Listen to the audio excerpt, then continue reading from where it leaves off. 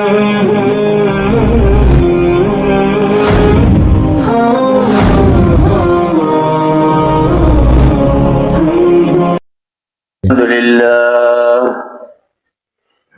لله نحمده ونستعينه ونستغفره ونؤمن به ونتوكل عليه ونعوذ بالله من شرور أنفسنا ومن سيئات أعمالنا من يهده الله فلا مضل له ومن يضلله فلا هادي له ونشهد أن لا إله إلا الله وحده لا شريك له ونشهد أن سيدنا ونبينا ومولانا محمدا عبده ورسوله صلى الله تعالى عليه وعلى آله وصحبه وبارك وسلم تسليما كثيرا كثيرا أما بعد فأعوذ بالله من الشيطان الرجيم بسم الله الرحمن الرحيم قالت الأعراب آمنا قل لم تؤمنوا ولكن قولوا أسلمنا وقال الله سبحانه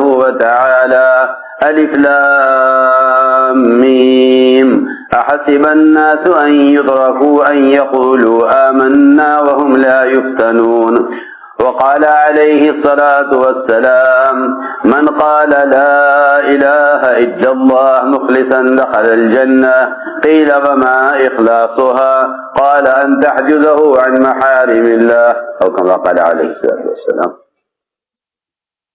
میرے محترم دوستو بزرگو عزیزو، ایمان اتنی سستی چیز نہیں ہے کہ اللہ رب العزت اس کو پرکھے بغیر قبول کر لیں. ایمان اتنی سستی چیز نہیں کہ اللہ رب العزت اس کو پرکھے بغیر قبول کر لیں. دو چیزیں مومن کی پرکھی جاتی ہیں فتنوں کے ذریعے، ایک یقین اور دوسرے اعمال. فتنوں کے ذریعے اللہ تعالیٰ دو چیزوں کو پرکھتے ہیں، ایک یقین دوسرے اعمال. یہ دو چیزیں پرکھی جاتی ہیں فتنوں کے ذریعے. لوگ سمجھتے ہیں فتنہ یوں ہی آ گیا یوں ہی گزر جائے گا، حالانکہ ایسا نہیں ہے. اللہ رب العزت ہر قسم کے فتنے اور آزمائشیں بالارادہ لاتے ہیں اور اپنے امر سے لاتے ہیں. لوگ یہ سمجھتے ہیں کہ بیماریاں انسانوں کے اندر پیدا ہوتی ہیں لیکن صحت اللہ دیتے ہیں، حالانکہ ایسا نہیں ہے. جس طرح صحت کا آنا صرف اللہ کے امر سے ہے، اس طرح بیماری کا آنا بھی صرف اللہ کے امر سے ہے. میں نے عرض کیا کہ اللہ رب العزت ایمان کو اور اعمال کو پرکھنے کے لیے مومن کو فطروں کے اندر مبتلا کرتے ہیں، دیکھنے کے لیے کہ یہ اس حال سے نکلنے کے لیے کیا کرتا ہے. تو میں نے عرض کیا کہ ایمان اتنی سستی چیز نہیں ہے کہ اللہ رب العزت اس کو پرکھے بغیر قبول کر لیں. آپ کوئی بھی چیز بازار سے خریدتے ہیں، معمولی سے معمولی چیز بھی لیتے ہیں تو آپ اس کو دیکھتے ہیں، ٹھوک بجا کر پرکھتے ہیں. یہاں تک بھی آپ کہتے ہیں کہ اگر مجھے اس میں کوئی شکایت ہوئی تو میں آپ کی چیز واپس کر دوں گا. معمولی چیزوں کے بارے میں بھی انسان دنیا میں انہیں پرکھے بغیر اطمینان نہیں کرتا. اللہ اکبر. وہ ایمان جو اس زمانے میں ہمارا اور آپ کا نصیب ہے، ہمارا اور آپ کا نصیب ہے. وہ ایمان جو اس زمانے میں ہمارا اور آپ کا نصیب ہے، نہ صحابہ کا نصیب ہے، نہ ملائکہ کا نصیب ہے، نہ انبیاء کا نصیب ہے. کیونکہ سب سے تعجب خیز ایمان، سب سے زیادہ تعجب خیز ایمان فرشتوں کا نہیں ہے، اور سب سے زیادہ تعجب خیز ایمان انبیاء کا نہیں ہے، اور سب سے زیادہ تعجب خیز ایمان صحابہ کرام کا نہیں ہے. سب سے زیادہ تعجب خیز ایمان وہ ہمارا اور آپ کا اس زمانے میں ہے، وہ ہمارا اور آپ کا اس زمانے میں ہے. سب سے زیادہ تعجب خیز ایمان آپ کا اور ہمارا اس زمانے میں ہے. صحیح حدیث ہے جس کو میں عرض کر رہا کہ حضور اکرم صلی اللہ علیہ وسلم نے اپنے صحابہ سے فرمایا کہ بتاؤ سب سے تعجب خیز ایمان کس کا ہے؟ صحابہ نے عرض کیا کہ رسول اللہ سب سے زیادہ تعجب خیز ایمان اور سب سے زیادہ کامل اور افضل ایمان وہ تو ملائکہ کا ہی ہو سکتا ہے۔ آپ نے فرمایا کہ ملائکہ کا ایسا ایمان ہونا کیا کمال ہے، ملائکہ کا ایمان ایسا ہونا کیا کمال ہے، ہونا ہی چاہیے۔ سارا غیبی نظام ان کے سامنے ہے، عرش کو تھامے ہوئے ہیں، ہر وقت اللہ تعالیٰ کی تقدیس میں، اس کی تعظیم میں، اس کی عبادت میں۔ بعض ملائکہ وہ ہیں جن کا شمار اللہ کے سوا کوئی نہیں جانتا، وہ مسلسل قیام میں ہیں، مسلسل رکوع میں ہیں اللہ کے سامنے۔ جنت اور جہنم اس کے سارے نظام کو دیکھنا، مرتب کرنا سب فرشتوں کے ہاتھ میں ہے۔ تو جو ملائکہ ہر وقت غیبی نظام میں مشغول ہیں اور غیبی نظام کو اپنی آنکھوں سے دیکھ رہے ہیں، ان فرشتوں کا ایسا ایمان ہونا کیا کمال ہے، فرشتوں کا ایسا ایمان ہونا کیا کمال ہے۔ صحابہ نے عرض کیا ہے تو انبیاء علیہ السلام کا ایمان زیادہ تعجب خیز۔ آپ نے فرمایا کیوں؟ نبیوں کا ایمان ایسا ہونا کیا تعجب کی بات ہے، نبیوں کا ایمان ایسا ہونا کیا تعجب کی بات ہے۔ صحابہ حیران ہو گئے، فرمایا نبیوں کا ایسا ایمان ہونا کیا تعجب کی بات ہے، وحی ان پر آ رہی ہے۔ بعض انبیاء وہ ہیں جن کو اللہ نے آسمانوں کی سیر کرائی، وہ سارا غیبی نظام دیکھے ہوئے ہیں۔ فرشتہ جبرائیل نبیوں کے پاس آتا ہے، آسمان سے وحی آ رہی ہے۔ کہ انبیاء کا ایمان ایسا ایمان ہونا کیا کمال ہے۔ صحابہ نے عرض کیا پھر تو ہم ہی رہ گئے ہیں، پھر تو بات یہ ہے کہ سب سے زیادہ تعجب خیز ایمان ہمارا ایمان ہوگا۔ صحابہ نے عرض کیا، آپ نے فرمایا کیوں؟ تمہارا ایمان ایسا تعجب خیز ایمان ہونا کیا کمال ہے، تم مجھے دیکھ رہے ہو، میں تمہارے درمیان میں ہوں، غیبی مددیں نصرتیں تمہارے سامنے اتر رہی، ملائکہ کو آسمان سے اترتے ہوئے تم دیکھ رہے، پورا غیبی نظام تمہارے سامنے، اور میں تمہارے درمیان میں ہوں، میں تمہارے درمیان میں ہوں، تم مجھے دیکھ کر مجھ پر ایمان لائے ہو، میں تمہارے درمیان میں ہوں، تمہارا ایمان تعجب خیز ایمان نہیں۔ یہ اصل میں کون ہے وہ جس کا ایمان ملائکہ سے بھی، انبیاء سے بھی اور صحابہ سے بھی زیادہ تعجب خیز ہے؟ آپ نے فرمایا کہ میرے دنیا سے جانے کے بعد جو لوگ آئیں گے اور وہ میری باتوں کو سن سن کر اور قرآن کو پڑھ پڑھ کر میرے وعدوں پر یقین رکھیں گے اور میری باتوں پر ایمان ڈالیں گے، ان کا ایمان سب سے افضل ہوگا، ان کا ایمان سب سے زیادہ تعجب خیز ایمان ان کا ہوگا جو آئیں گے دنیا میں میرے جانے کے بعد۔ بلکہ روایت میں تو آپ نے تمنا ظاہر فرمائی، کاش میں اپنے بھائیوں کو دیکھ لیتا، کاش میں اپنے بھائیوں کو دیکھ لیتا۔ صحابہ کو اس سے تعجب ہوا کہ آپ کا بھائی ہونے کا ہم سے زیادہ حقدار کون ہو سکتا ہے، آپ کا بھائی ہونے کا ہم سے زیادہ حقدار کون ہو سکتا ہے۔ صحابہ نے عرض کیا اولسنا اخوانا، کیا ہم آپ کے بھائی نہیں ہیں؟ فرمایا نہیں، تم تو میرے ساتھی ہو، تم تو میرے ساتھی ہو، میرے بھائی تو وہ ہیں، میرے بھائی تو وہ ہیں جو میرے دنیا سے جانے کے بعد آئیں گے اور میری باتوں کو سن کر مجھ پر ایمان لائیں گے۔ فرمایا آپ نے کہ ان کے لیے 7 مرتبہ خوشخبری ہے، تم نے تو مجھے دیکھ کر مجھ پر ایمان قبول کیا ہے، جو میرے بعد آئیں گے اور مجھے بغیر دیکھ کر مجھ پر ایمان لائیں گے، ان کے لیے 7 مرتبہ میں نے یہ بات ساری اس لیے عرض کی ہے۔ Reconstruction of Ummah Daily فتنوں کے زمانوں میں وعدوں کا یقین کرنا، جبکہ ہم صحابہ بھی نہیں اور نبی ہمارے درمیان نہیں، فتنوں کے زمانے میں وعدوں کا یقین کرنا، یہ مواقع ایمان کے بڑھانے اور ایمان میں کمال پیدا کرنے کے ہیں، کیونکہ صحابہ کرام کا بھی ایمان، صحابہ کرام کا بھی ایمان فتنوں میں بڑھتا تھا، صحابہ کا ایمان فتنوں میں بڑھتا تھا۔ ہم یہ سمجھتے ہیں کہ امن اور سلامتی اور اچھے حالات میں ایمان بڑھتا ہے، یہ خیال صحیح نہیں ہے، یہ خیال صحیح نہیں ہے، یہ خیال صحیح نہیں ہے۔ کیوں؟ اس لیے کہ مال کی کثرت اور اسباب کی سہولت، مال کی کثرت اور اسباب کی سہولت حدیث میں ملتا ہے کہ یہ غافل کرنے کے اسباب ہیں، یہ غافل کرنے کے اسباب ہیں۔ حدیث میں فرمایا کہ غافل کرنے کے اسباب ہیں۔ جب صحابہ سے آپ نے فرمایا کہ ایک زمانہ وہ آئے گا کہ ایک جوڑا صبح کو تیار، ایک شام کو تیار، ایک پیارا کھانے کا صبح تیار، ایک شام کو تیار تمہارے سامنے لایا جائے گا۔ صحابہ خوش ہو گئے، عرض کیا یہ وقت کب آئے گا تاکہ ہم دین کے کام کے لیے فارغ ہو جائیں؟ فرمایا نہیں، تمہاری فقر کے زمانے میں، تمہاری فقر کے زمانے میں اس زمانے کی سہولت اور مال کی کثرت کے زمانے سے آج بہتر ہو، کیونکہ وہ تمہیں غفلت میں ڈال دے گا۔ میں نے عرض کیا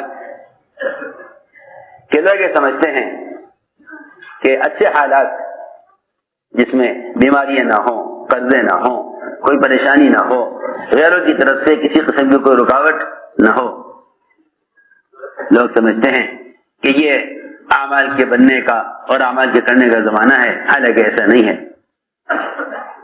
بلکہ اللہ رب العزت نے صحابہ کے ایمان کا امتحان، صحابہ کے ایمان کا امتحان اللہ رب العزت نے ہمیشہ برے حالات میں لیا ہے، ہمیشہ برے حالات، صحابہ کے ایمان کا امتحان ہمیشہ برے حالات میں ہوا ہے۔ کیوں؟ دیکھو میری بات یاد رکھیو، اللہ رب العزت کسی بھی شکل میں فتنہ، کسی بھی شکل میں فتنہ اس لیے لاتے ہیں تاکہ تین قسم کے لوگوں کو چھانٹ چھانٹ کر الگ الگ جماعتیں بنا دیں۔ فتنہ اس لیے لاتے ہیں تاکہ تین قسم کے لوگوں کو چھانٹ چھانٹ کر الگ الگ جماعتیں بنا دیں، اور یہ جماعتیں واقعی تینوں الگ الگ تھیں، مومن، منافق اور کافر۔ یہ تو اس زمانے میں معاشرے کی خرابی نے اور انسانوں کے آپس میں مل جل کر رہنے نے اس امتیاز کو، اس فرق کو ختم کر دیا، ورنہ حقیقت یہ ہے کہ مسلمان ان اعمال اور عقائد کا اور ان طریقوں کا پابند تھا، اور مسلمان ایسے اجتماعی اعمال پر مجتمع تھا جس کی وجہ سے کافر و منافق سے مسلمان الگ پہچانا جاتا تھا۔ ہماری بات توجہ چاہتی ہے، ہم نے ایک بات عرض کی ہے کہ ہمیشہ اللہ رب العزت نے محمد صلی اللہ علیہ وسلم کی زبان سے وہ باتیں جاری کرائیں جس نے مومن، منافق اور کافر ان تینوں کو الگ الگ چھانٹ دیا۔ اور میں آپ کو سچی بتاؤں بات کہ فتنہ آتے ہی چھٹائی کے لیے ہیں، فتنہ آتے ہیں چھٹائی کے لیے۔ اللہ دیکھنا چاہتے ہیں کہ اس فتنے کے وقت مومن کی بات اور کافر کی بات میں کیا فرق ہے۔ سچی بات یہ ہے، اللہ رب العزت فتنے لا کر دیکھنا چاہتے ہیں کہ مومن اور کافر کی بات میں کیا فرق ہے، ان کی زبان کے الفاظ کیا ہیں، ان فتنوں سے بچنے کے اسباب اور اعمال کیا ہیں۔ بہت توجہ سے بات سننا، ہم نے عرض کیا کہ ان تینوں قسم کے لوگوں کی چھٹائی کے لیے اللہ رب العزت مختلف شکلوں میں فتنے لاتے ہیں، یہاں تک کہ حضور اکرم صلی اللہ علیہ وسلم ایسی باتوں کی خبر دیتے ہیں جن خبروں سے ہی یہ تینوں قسمیں الگ الگ ہو جائیں۔ آپ کی خبروں سے ایمان والوں کا ایمان بڑھتا ہے، آپ کی اسی خبر سے منافق کا نفاق بڑھتا ہے، آپ کی اسی خبر سے ایک کافر کا کفر بڑھتا ہے۔ یہ نہیں جو سب کہہ رہے وہ ہم بھی کہیں، جو سب کر رہے وہ ہم بھی کریں، یہ نہیں، جو سب کہہ رہے وہ ہم بھی کہیں، جو سب کر رہے وہ ہم بھی کریں۔ یہ سمجھنا کہ بھائی جو بھی حال ہے سب کے لیے ہے، ایسا نہیں ہے۔ جو بھی حال ہے سب کے لیے ہے ایسا نہیں ہے، بلکہ میں قسم کھا کر آپ سے کہتا ہوں کہ مسلمان پر حال کے آنے اور کافر پر حال کے آنے میں بہت بڑا فرق ہے۔ ہم نے عرض کیا ہے کہ بات سب کے لیے ایک فرمائی، لیکن ہر ایک کے لیے اس بات کے لینے کا انداز اور اس بات سے متاثر ہونے کا انداز الگ ہوگا۔ میں عرض کرتا ہوں، حضور اکرم صلی اللہ علیہ وسلم نے معراج کے سفر کی خبر حضرت ابوبکر صدیق جیسے تصدیق کرنے والے ان سے پہلے آپ نے ابو جہل کو بتائی۔ ابو جہل کذاب اکبر، سب سے بڑا جھٹلانے والا، جو چیزیں بالکل نعوذ باللہ عقل کے اعتبار سے ناممکن،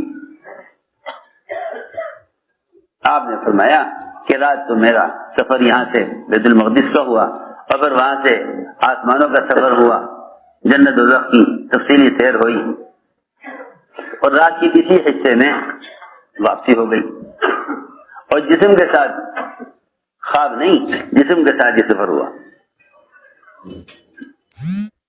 ابو جہل نے کہا کہ اے محمد چلو ذرا ٹھہر جائیے، میں سب کو جمع کر لوں کفار کو، تب بیان کرنا، تاکہ سب مل کر آپ کی بات کی کا انکار کریں۔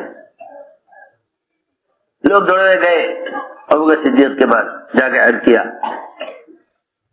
کہ دیکھو تمہارا ساتھی کیا کہہ رہا ہے۔ یہ ایک ایسی خبر تھی جس کو اللہ نے قرآن میں خود فتنہ کہا ہے۔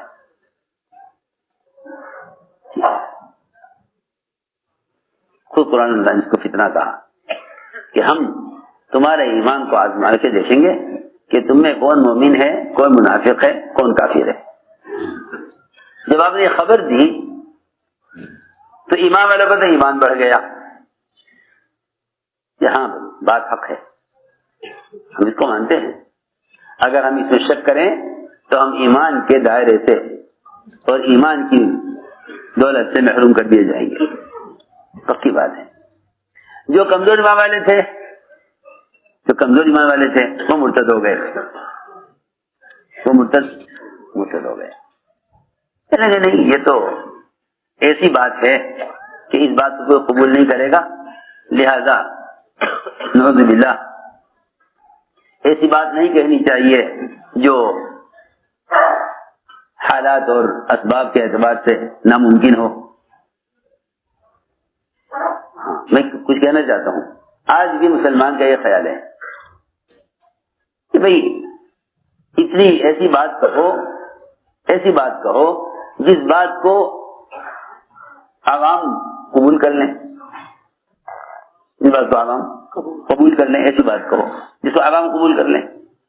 وہ بھی یہ کہتے تھے کہ اے محمد آپ وہ بات کیجئے جس بات کو سب قبول کر لیں۔ اب آپ یہ کہیں کہ رات کی کسی ایک حصے میں 1 مہینے کا سفر زمین کا، لامحدود سفر آسمانوں کا ہو گیا۔ میں نے عرض کیا کہ کمزور ایمان والے مرتد ہو گئے،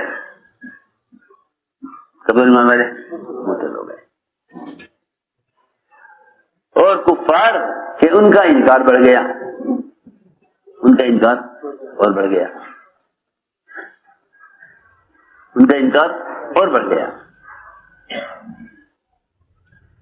تو میں نے عرض کیا کہ حضور اکرم صلی اللہ علیہ وسلم نے جب بھی کوئی خبر دی آپ نے، وہ خبر ہمیشہ ظاہر کے خلاف ہوئی، وہ خبر ظاہر کے خلاف، تاکہ ہم دیکھیں کہ نبی کی بات کا یقین کون کرتا ہے اور کون انکار کر دیتا ہے اور کون شک میں پڑ جاتا ہے۔ ایسے ہی خندق کا موقع، صحابہ کی تعداد کم، دشمن کی تعداد زیادہ، بھوک، سردی، ہر طرف سے خوف، ہر طرف سے خوف۔ حضور اکرم صلی اللہ علیہ وسلم نے اس موقع پر آپ نے فرمایا کہ اللہ رب العزت نے قیصر اور کسریٰ کے محلات کو ہمارے لیے فتح کر دیا ہے۔ منافقین کو یہ الجھن، یہ حالات تو یہ ہیں، کھانے کو ٹکڑا نہیں ہے، بدن چھپانے کو کپڑے نہیں ہیں، خوف کی وجہ سے خندق کھود رہے ہیں، دشمن کی تعداد زیادہ ہے، مسلمان کی تعداد کم ہے، اور کہتے یہ ہیں کہ بڑی بڑی بادشاہت ہیں، کسریٰ اور قیصر، ان کے محلات کا فتح ہونا دکھا دیا گیا ہے۔ میں عرض کرتا ہوں، اگر مسلمانوں سے وعدے ایسے حالات میں کیے جائیں تو ایمان کا امتحان نہیں، اگر منافقین سے وعدے ایسے حالات میں کیے جائیں تو ان کا اس بات کو قبول کر لینا کوئی کمال نہیں۔ منافقین نے سن کر کہا ما وعدنا اللہ ورسولہ الا غرورا، یہ سارے وعدے دھوکہ ہیں، کچھ نہیں ہوگا۔ امام نے سن کر کہا کہ نہیں، اللہ کے رسول کے وعدے سچے ہیں، اللہ کے رسول نے سچ کہا ہے۔ ان خبروں سے ایمان والوں کے یقین اور ان کی اطاعت میں اور اضافہ ہوا۔ ما زادہم الا ایمانا و تسلیما، قرآن نے اس کو بیان کیا ہے جگہ جگہ کہ نفاق کیسے بڑھتا ہے اور ایمان کیسے بڑھتا ہے اور کفر کیسے بڑھتا ہے۔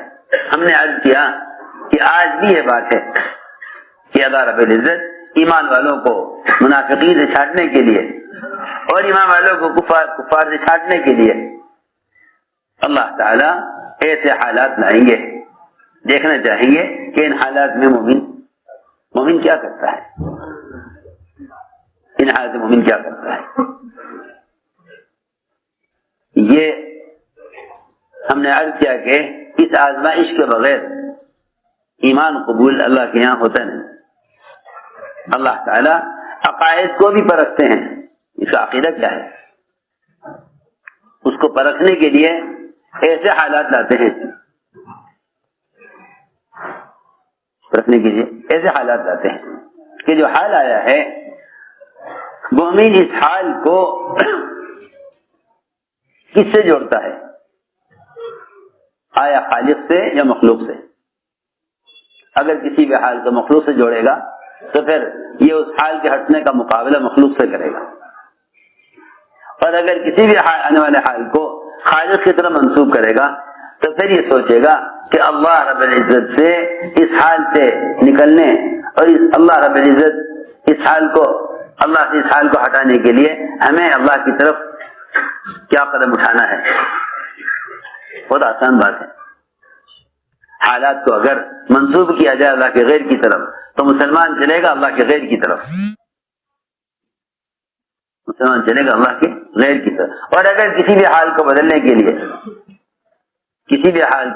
کے لیے مسلمان اس حال کے آنے کو اللہ کی طرف سے یقین کرے گا تو حال کو بدلنے کے لیے اللہ کی ذات کی طرف چلے گا۔ تمام امور اللہ تعالی کے قبضے میں ہیں، امور اللہ تعالیٰ کے قبضے میں ہیں، اور تمام امور میں ملائکہ اور فرشتے پھیلے ہوئے ہیں، انسانوں کو نظر نہیں آتے، لیکن کوئی ایک شعبہ بھی ایسا نہیں ہے جس پر ملائکہ کا تسلط نہ ہو۔ ہم سمجھتے ہیں ان دنیا کے شعبوں کو دیکھ کر کہ وزارت صحت پر وزرائے صحت کا قبضہ ہے، ایسا نہیں ہے۔ بلکہ جتنے بھی شعبے ہیں دنیا کے ان تمام شعبوں میں فرشتے بکھرے ہوئے ہیں، تمام شعبوں کے اندر فرشتے بکھرے ہوئے ہیں۔ میرے دوستو عزیزو، اس لیے کسی بھی حال کو حال سے بدلنا یہ مومن کا کام نہیں۔ ہر قسم کے حال کو اعمال سے بدلنا، ہر قسم کے حال کو اعمال سے بدلنا یہ مومن کے لیے، مومن کا راستہ یہ ہے کہ جو بھی حال آیا ہے اس حال سے متعلق حکم تلاش کرو، حال سے متعلق حکم تلاش کرو کہ اللہ رب العزت یہ حال لائے ہیں، اس میں اللہ ہم سے کیا چاہتے ہیں، اس میں اللہ ہم سے کیا چاہتے ہیں۔ کسی بھی حال سے نکلنے کے لیے حال کا مقابلہ کرنا یا کسی بھی حال سے نکلنے کے لیے اسباب کے ذریعے مقابلہ کرنا، یہ تو ان کا راستہ ہے جو انبیاء علیہ السلام کو نہیں مانتے تھے، جو اللہ پر ایمان نہیں لاتے تھے۔ وہ یہ کہتے تھے کہ ہم ہر حال کا مقابلہ اسباب سے اور حال سے کر لیں گے۔ انبیاء علیہ السلام کی تعلیم یہ ہے کہ جو بھی حال آئے تم اس حال کا مقابلہ اعمال سے کرو، حال کا مقابلہ اعمال سے کرو۔ سمجھتے تھے جب کسی حال کا مقابلہ حال سے کیا جاتا ہے اور کسی حال کے لیے مخلوق سے مدد لی جاتی ہے تو سمجھتے تھے کہ اگر اندھا اندھے سے کہے کہ راستہ مجھے دکھلا دو تو اس سے بتاؤ کہ اندھے پن کا علاج ہوا یا اندھے پن میں اضافہ ہوا۔ اگر لنگڑا لنگڑے سے کا سہارا دے تو بتاؤ اس سے لنگڑے پن کا علاج ہوا یا لنگڑے پن میں اضافہ ہوا۔ ہر لائن میں نقصان میں اس لیے اضافہ ہے کہ مسلمان اپنے مسائل کے حل کے لیے اللہ کے ضابطوں سے ہٹ کر مدد لے رہا ہے، اللہ کے ضابطوں سے ہٹ کر مدد لے رہا ہے۔ اللہ کے ضابطے سے ہٹ کر مدد لینا بالکل ایسا ہے، اللہ کے ضابطے کو چھوڑ کر مدد لینا صرف ایسا ہے جیسا کوئی لنگڑا لنگڑے کا سہارا لے کہ دو لنگڑوں کے جمع ہونے سے لنگڑے پن کا علاج نہیں ہوتا بلکہ لنگڑے پن میں اضافہ ہوتا ہے۔ حضرت کا بیان ہے کہ لنگڑے کا سہارا لینے سے لنگڑے پن کا علاج نہیں ہوتا۔ دوسری بات یہ ہے کہ اللہ کی طرف سے آنے والے کسی بھی حال کا مقابلہ اگر سبب سے کرو گے، کسی بھی حال کے آنے کا مقابلہ اگر سبب سے کرو گے تو یہ اسباب تمہیں اعمال سے روکنے پر آ جائیں گے، یہ اسباب تمہیں اعمال سے روکنے پر آ جائیں گے۔ یہ تو کھلی آنکھوں یہ بات نظر آ گئی ہے اس وقت کہ بڑی آسانی سے لوگ کہہ دیتے ہیں کہ یہ موقع اس عمل کے کرنے کا نہیں ہے، یہ موقع اس عمل کے کرنے کا نہیں ہے، یہ موقع اس عمل کے کرنے کا نہیں ہے۔ اس کا کھلا مطلب یہ ہے کہ تم اللہ کے ضابطوں سے ہٹ کر کائنات کی شکلوں کے ذریعے اللہ کے عذاب کا مقابلہ اور اس کا علاج کرنا چاہتے ہو، حالانکہ جو حالات گناہوں کی وجہ سے آئے ہیں، جو حالات گناہوں کی وجہ سے آتے ہیں وہ حالات اسباب سے دور نہیں ہوتے، جو حالات گناہوں کی وجہ سے آتے ہیں وہ اسباب سے درست نہیں ہوتے، جو حالات گناہوں کی وجہ سے آتے ہیں وہ حالات اسباب سے درست نہیں ہوتے، جو حالات گناہوں کی وجہ سے آئے ہیں وہ حالات اعمال سے ان حالات کا دفاع کیا جاتا ہے، اعمال سے ان حالات کا دفاع کیا جاتا ہے۔ جب بھی مسلمان گناہوں کے ذریعے آنے والے حالات کا مقابلہ اسباب سے کرے گا تو یہ اسباب اس کے دین میں اور مزید رکاوٹ بنیں گے۔ دوسری بات یہ ہے کہ جب کسی بیماری یا کسی حال کے آنے کو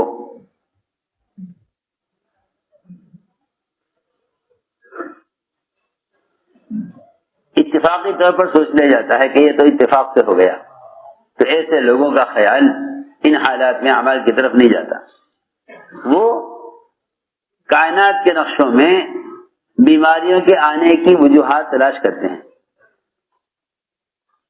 یہ سب سے بڑا اندھا پن ہے. یہ سب سے بڑا اندھا پن ہے. سنو میں کیا کہہ رہا. یہ سب سے بڑا اندھا پن ہے کہ مسلمان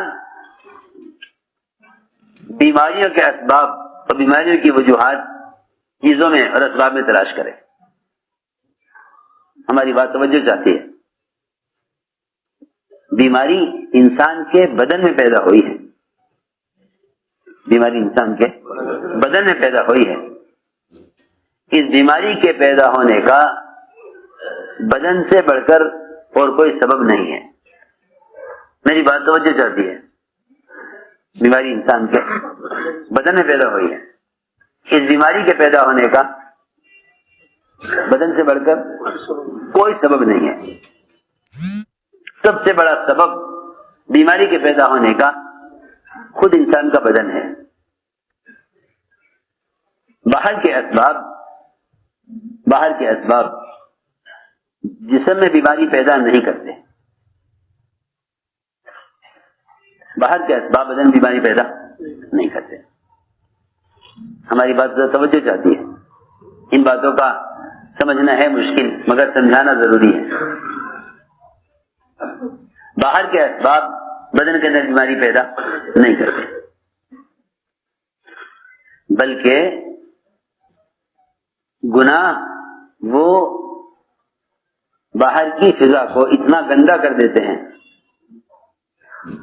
باہر کی فضا کو گناہ اتنا گندا کر دیتے ہیں کہ اس فضا کے تلوث سے اور اس فضائی آلودگی سے انسان بیمار ہوتے ہیں. اصل بات یہ ہے لوگ سمجھتے ہیں کہ بیماری فضا میں ہوتی ہے جو انسان کے اندر داخل ہوتی ہے. حالانکہ ایسا نہیں ہے بلکہ سب سے زیادہ فضائی آلودگی جسے آپ پولوشن کہتے ہیں یہ اس کا تعلق مومن کے بدن سے نکلنے والے گناہوں سے ہے.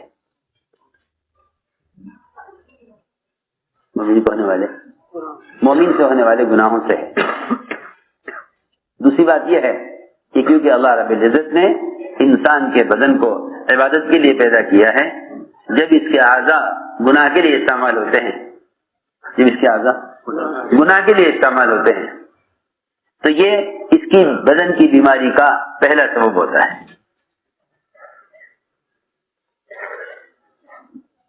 بدن کی بیماری کا پہلا سبب ہوتا ہے. یہ کہنا کہ بیماری ان سے ان کو لگی ہے بیماریاں اتنی متعدی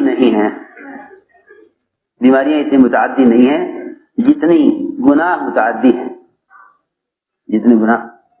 متعدی ہیں. لوگ یہ تو کہتے ہیں کہ بیماری متعدی ہے, یعنی متعدی کہتے ہیں اڑ کر لگنا. لوگ یہ تو کہتے ہیں کہ جسمانی بیماری متعدی ہے, حالانکہ جسمانی بیماری سے کہیں زیادہ گناہ متعدی ہوتے ہیں. گناہ متعدی ہوتے ہیں جس طرح عبادات متعدی ہوتی ہیں. جی ہاں, آپ عبادت کرنے والے کے پاس بیٹھیں تو ان کی عبادت کے اثرات آپ پر ضرور پڑیں گے. آپ پر عبادت کے اثرات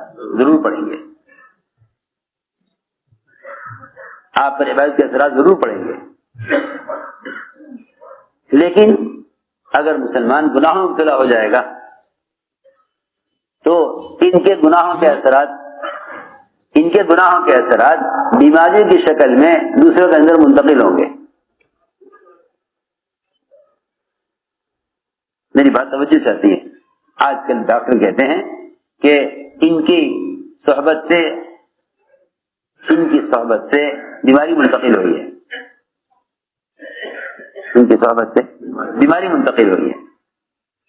اس سے کہیں زیادہ بدکاروں کی صحبت سے بیماریاں منتقل ہوتی ہیں. جس طرح صلحاء کی صحبت سے نیکیاں منتقل ہوتی ہیں، صلحاء کی صحبت سے نیکیاں منتقل ہوتی ہیں، صلحاء کی صحبت سے نیکیاں منتقل ہوتی ہیں۔ حضور اکرم صلی اللہ علیہ وسلم نے فرمایا کہ اگر تمہاری کیفیت، صحابہ سے فرمایا اگر تمہاری کیفیت جو مسجد میں ہے وہ کیفیت تمہارے اپنے گھر میں ہو، تو کیفیت تمہارے اپنے گھر میں ہو، تو پھر تم سے فرشتے تمہارے بستروں پر آ کر اور تمہارے گھروں میں آ کر تم سے کھلے دن جاگتے ہوئے تم سے آ کر فرشتے مصافحہ کریں، اگر تم اس کیفیت پر ہو جس کیفیت پر مسجد میں ہوتے ہو۔ معلوم ہوتا ہے کہ اجتماعی اعمال فرشتوں کی مصاحبت کے اعمال ہیں، اجتماعی اعمال فرشتوں کی مصاحبت کے اعمال ہیں۔ ہم اس بات پر ذرا غور کریں کہ انفرادی زندگی وہ گناہوں کی طرف، معاصی کی طرف لے جانے کا زیادہ بڑا سبب ہے بنسبت اجتماعی زندگی کے، کیونکہ علم، دعوت اور عبادت ان تین کاموں پر امت جب تک جمع رہے گی، امت فرشتوں کے پروں میں رہے گی، اور یہاں فرشتوں کی صحبت سے اس طرح جسم کے اندر روحانیت، نورانیت، صحت اور اعمال کے کرنے کی استعداد ہو، تو حضرت فرماتے تھے کہ عمل کی استعداد فرشتوں کے پروں سے پیدا ہوتی ہے، عمل کی استعداد فرشتوں کے پروں سے پیدا ہوتی ہے، عمل کی استعداد فرشتوں کے پروں میں رہنے سے پیدا ہوتی ہے۔ ہم نے عرض کیا کہ جب مسلمان بیماریوں کو اپنی ذات کے بجائے باہر کی شکلوں کی طرف پھیر دیتا ہے، تو پھر یہ شکلیں ان کو اعمال سے روکنے پر آ جائیں گی۔ وہ یوں کہے گا کہ تمہارے آپس میں ملنے کی وجہ سے بیماری منتقل ہو رہی ہے، لہذا آپس میں ملنا چھوڑو۔ اب آپس میں ملنے کے جتنے خیر کے مواقع ہیں، علم کے حلقے، فرشتوں کے نزول کے مواقع، اجتماعی نمازیں، فرشتوں کے نزول کے مواقع اور شیاطین کے بھاگنے کے، کیا حدیث میں آتا ہے کہ جب اذان ہوتی ہے شیطان بھاگ جاتا ہے، جب اقامت ہوتی ہے تو شیطان بھاگ جاتا ہے۔ میں نے عرض کیا کہ فرشتوں کے نزول کے مواقع اجتماعی ہیں، فرشتوں کے نزول کے مواقع اجتماعی ہیں، جب انہیں آپس میں ملنے سے بیماریوں کے منتقل ہونے کا، آپس میں ملنے سے بیماریوں کے منتقل ہونے کا وسوسہ کو ہو یا عقیدہ کو ہو یا یقین کو ہو، یہ پیدا ہو جائے گا نا، تو ایسا نہیں ہے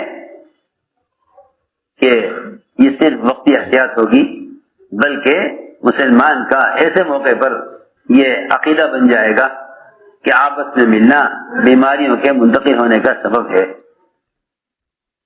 یہ عقیدہ اور یہ یقین سب سے پہلے ان اجتماعی اعمال کو ختم کرے گا جو اجتماعی اعمال فرشتوں کے نزول کا سبب ہیں۔ میں یاد کرنا چاہتا ہوں،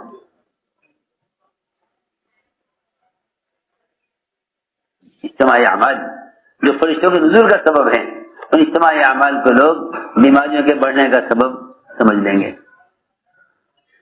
کہ نہیں جی آپس میں ملنا مت ورنہ بیمار ہو جاؤ گے۔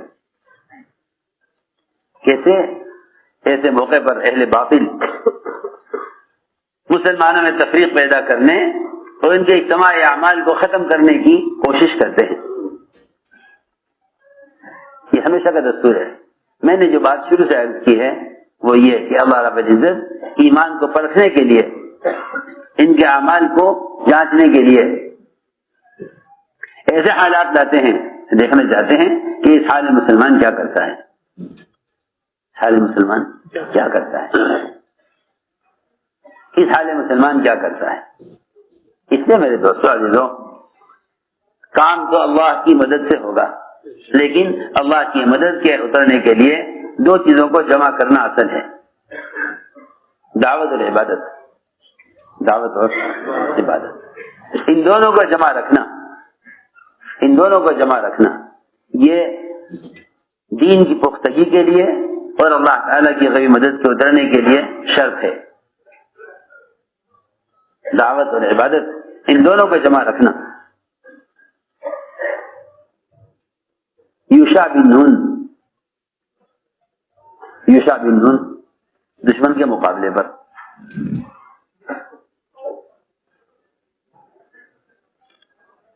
میں آپ سے بہت اہم بات کر رہا ہوں، انبیاء علیہ السلام پر اور صحابہ کرام پر ایسے حالات گزرے ہیں، ایسے حالات گزرے ہیں جب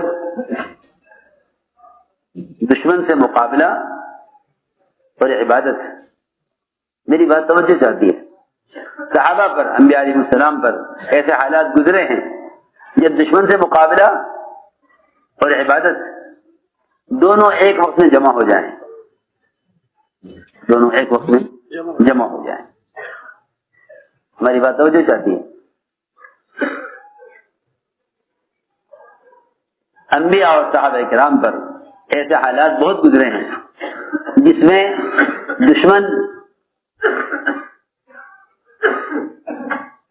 سے مقابلہ اور عبادت کا تقاضا ایک وقت میں جمع ہو جائیں، تو اللہ رب العزت ایسے موقع پر مسلمان کے دل کی کیفیت اور اس کے عمل کی رغبت، اس کے عمل کی رغبت، اس کو جانچنا چاہتے ہیں کہ اس موقع پر مسلمان کیا سوچتا ہے اور کیا کہتا ہے، اور اس وقت اس کا اس رکاوٹ میں اس کے اندر عمل کا کتنا تقاضا ہے، ہماری بات بہت توجہ چاہتی ہے۔ میں تم سے کانٹے کی بات کہہ رہا ہوں آج کہ یا تو محروم ہو جاؤ گے یا اللہ رب العزت کے یہاں مقبول ہو جاؤ گے، یہ مواقع اس کے ہیں، سچی بات ہے۔ اللہ تعالی حالات لا کر دیکھنا چاہتے ہیں کہ اس وقت بھی میرا بندہ عمل کی طرف، عمل کے لیے کتنا بے چین ہے۔ یوں نہیں بلا تحقیق یہ کہہ دینا کہ ہاں مسجدیں چھوڑ دو اور نمازیں چھوڑ دو اور بکھر جاؤ، نہیں۔ اللہ تعالی ہر زمانے میں فتنے لا کر، انبیاء کا زمانہ ہو یا صحابہ کا زمانہ ہو، یہ دیکھنا چاہتے ہیں کہ اس وقت اس رکاوٹ میں جب کہ عمل نہیں کر سکتا، آیا یہ اپنے آپ کو عمل کا مکلف سمجھتا ہے یا نہیں، یہ اس وقت اس عمل کے لیے کتنا بے چین ہے، اس وقت عمل کے لیے کتنا بے چین ہے۔ میں کچھ کہنا چاہتا ہوں، اللہ تعالیٰ اس طرح کے حالات لا کر دیکھنا چاہتے ہیں کہ اس وقت میرا بندہ عمل کے لیے کتنا بے چین ہے۔ یوشع بن نون دشمن کے مقابلے پر، دشمن کسی بھی شکل میں ہو سکتا ہے، کہیں قانون کی شکل میں، کہیں بیماری کی شکل میں، کہیں قرضوں کی اور کہیں مقدمات کی شکل میں، کہیں مختلف طرح کے اسلام کے خلاف قوانین کی شکل میں، کچھ ہو سکتا ہے۔ ہاں، کوئی فتنے کسی ایک زمانے کے ساتھ مخصوص تو نہیں، وہ تو ہر زمانے میں فتنہ اس زمانے کے اعتبار سے آئے گا۔ ادھر دعوت دی اور دشمن مقابلے پر آ گیا۔ اب یہ نہیں کہ بھئی اس وقت نماز چھوڑ دینی چاہیے، اس وقت نماز چھوڑ دینی چاہیے۔ اس وقت کے حالات ایسے ہیں کہ ان حالات میں اجتماعی نماز کا چھوڑ دینا وہ بیماری کو ختم کرنے کے لیے ڈاکٹروں کا کہنا ہے۔ اب دشمن مقابلے پر اور عصر کی نماز، صاف بات کی، اے اللہ تو نے ہمیں اپنی عبادت کا حکم دیا ہے اور تیری عبادت کا یہی وقت ہے، یوں تو نہیں کہ باتیں پڑھ لیں گے، یہ بھی تو اللہ کا کام ہے جس میں لگے ہوئے ہیں، یہ تو نہیں کہ بعد میں پڑھ لیں گے، یوں تو نہیں کہ بعد میں پڑھ لیں گے، وہ تو جو عمل کو ٹال دیتے ہیں حالات کی وجہ سے، جو عمل کو ٹال دیتے ہیں حالات کی وجہ سے، اللہ تعالیٰ ان کے لیے کائنات کے نظام کو مسخر نہیں کرتے۔ اللہ تعالیٰ چھوٹے چھوٹے اسباب بھی ان کے خلاف کر دیتے ہیں جو عمل کو ٹال دیتے ہیں حالات کی وجہ سے۔ حالات عمل کو ٹالنے کے لیے نہیں آتے، حالات تو یہ دیکھنے کے لیے آتے ہیں کہ اس حال میں اس کے اندر عمل کے کرنے کا کتنا تقاضا ہے اور عمل کے کرنے کا کیا داعیہ ہے، اور اس وقت اس عمل کو کرنے کے لیے کتنا بے چین ہے۔ سنو میری بات توجہ سے۔ یوشع بن نون نے کہا اے اللہ، دشمن ہمارے مقابلے پر ہے، مگر ہمیں عصر کی نماز پڑھنی ہے، ہمیں عصر کی نماز پڑھنی ہے۔ یہ نہیں کہ بھئی اس وقت کے حالات ایسے ہیں، جو حالات ایسے ہیں، آپ سوچئے تو صحیح،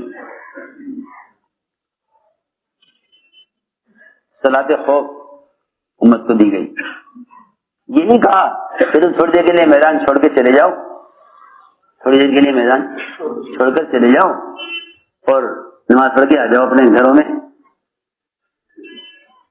نہیں، جماعت سے نماز پڑھنی ہے اور میدان میں اور دشمن کے مقابلے پر پڑھنی ہے۔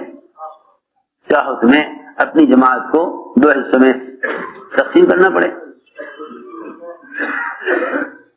سمجھ آ رہی ہماری بات؟ جماعت کو کیا کرو، تقسیم کر لو، ایک جماعت کا حصہ دشمن کے مقابلے پر رہے، ایک جماعت پڑھ لے، پھر یہ دشمن کے مقابلے پر آ جائے، یہ جا کے نماز پڑھ لیں۔ اس طرح صلاۃ خوف دی گئی کہ اگرچہ تلوار تمہارے سر پہ ہو، یہ تو بیچارے وہم میں نماز چھوڑ رہے ہیں، وہاں تلوار سر پر ہے اور شہادت نظر آ رہی ہے سامنے، جان خطرے میں ہے، وہاں بھی یہ نہ کہا کہ نماز مؤخر کر دو یا نماز کو چھوڑ دو یا بکھر جاؤ گھر میں نماز پڑھ کر آ جاؤ، نہیں، تاکہ نہیں، دعوت عبادت کا جمع کرنا ہی نظام کائنات کو مسخر کرے گا۔ باطل کی شکل میں بھی ہے، باطلی شکل میں بھی ہے، اس کا مقابلہ دعوت عبادت کو جمع کیے بغیر نہیں ہے۔ کل ایک صاحب نے آ کر کہا کہ جی یہ جماعت فلاں رخ پر جا رہی تھی، لیکن سنا ہے وہاں حالات ہیں۔ ہم نے کہا اچھا، تو تم یہ تو بتاؤ تم حالات کو بڑھانا چاہتے ہو یا ختم کرنا چاہتے ہو؟ بڑھانا چاہتے ہو تو روک لو جماعت کو، ختم کرنا چاہتے ہو تو بھیج دو۔ میں تم سے قدم کھا کر کہتا ہوں، اگر تم دعوت پر نہیں آؤ گے تو اللہ کو باطل کے مقابلے پر نہیں لاؤ گے۔ اگر دعوت پر نہیں آؤ گے نا تو اللہ کو باطل کے مقابلے پر نہیں لاؤ گے۔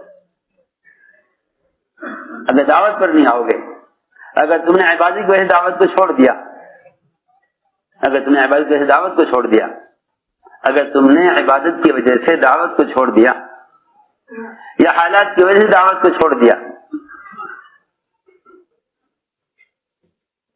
حالات کی وجہ سے دعوت کو چھوڑ دیا، تو تم نے دشمن کے مقابلے پر، اللہ کے دشمن کے مقابلے پر آنے کا ضابطہ چھوڑ دیا۔ اللہ تعالیٰ کے باطل کے مقابلے پر آنے کا سبب ہی دعوت ہے۔ ہماری بات توجہ چاہتی ہے، اللہ تعالیٰ کے باطل کے مقابلے پر آنے کا سبب ہی دعوت ہے۔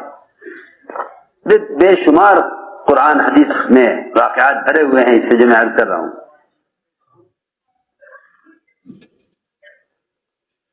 یوشع بن نون انہوں نے، اے اللہ، ہم بھی مامور ہیں، ہم بھی مامور ہیں، تیرا حکم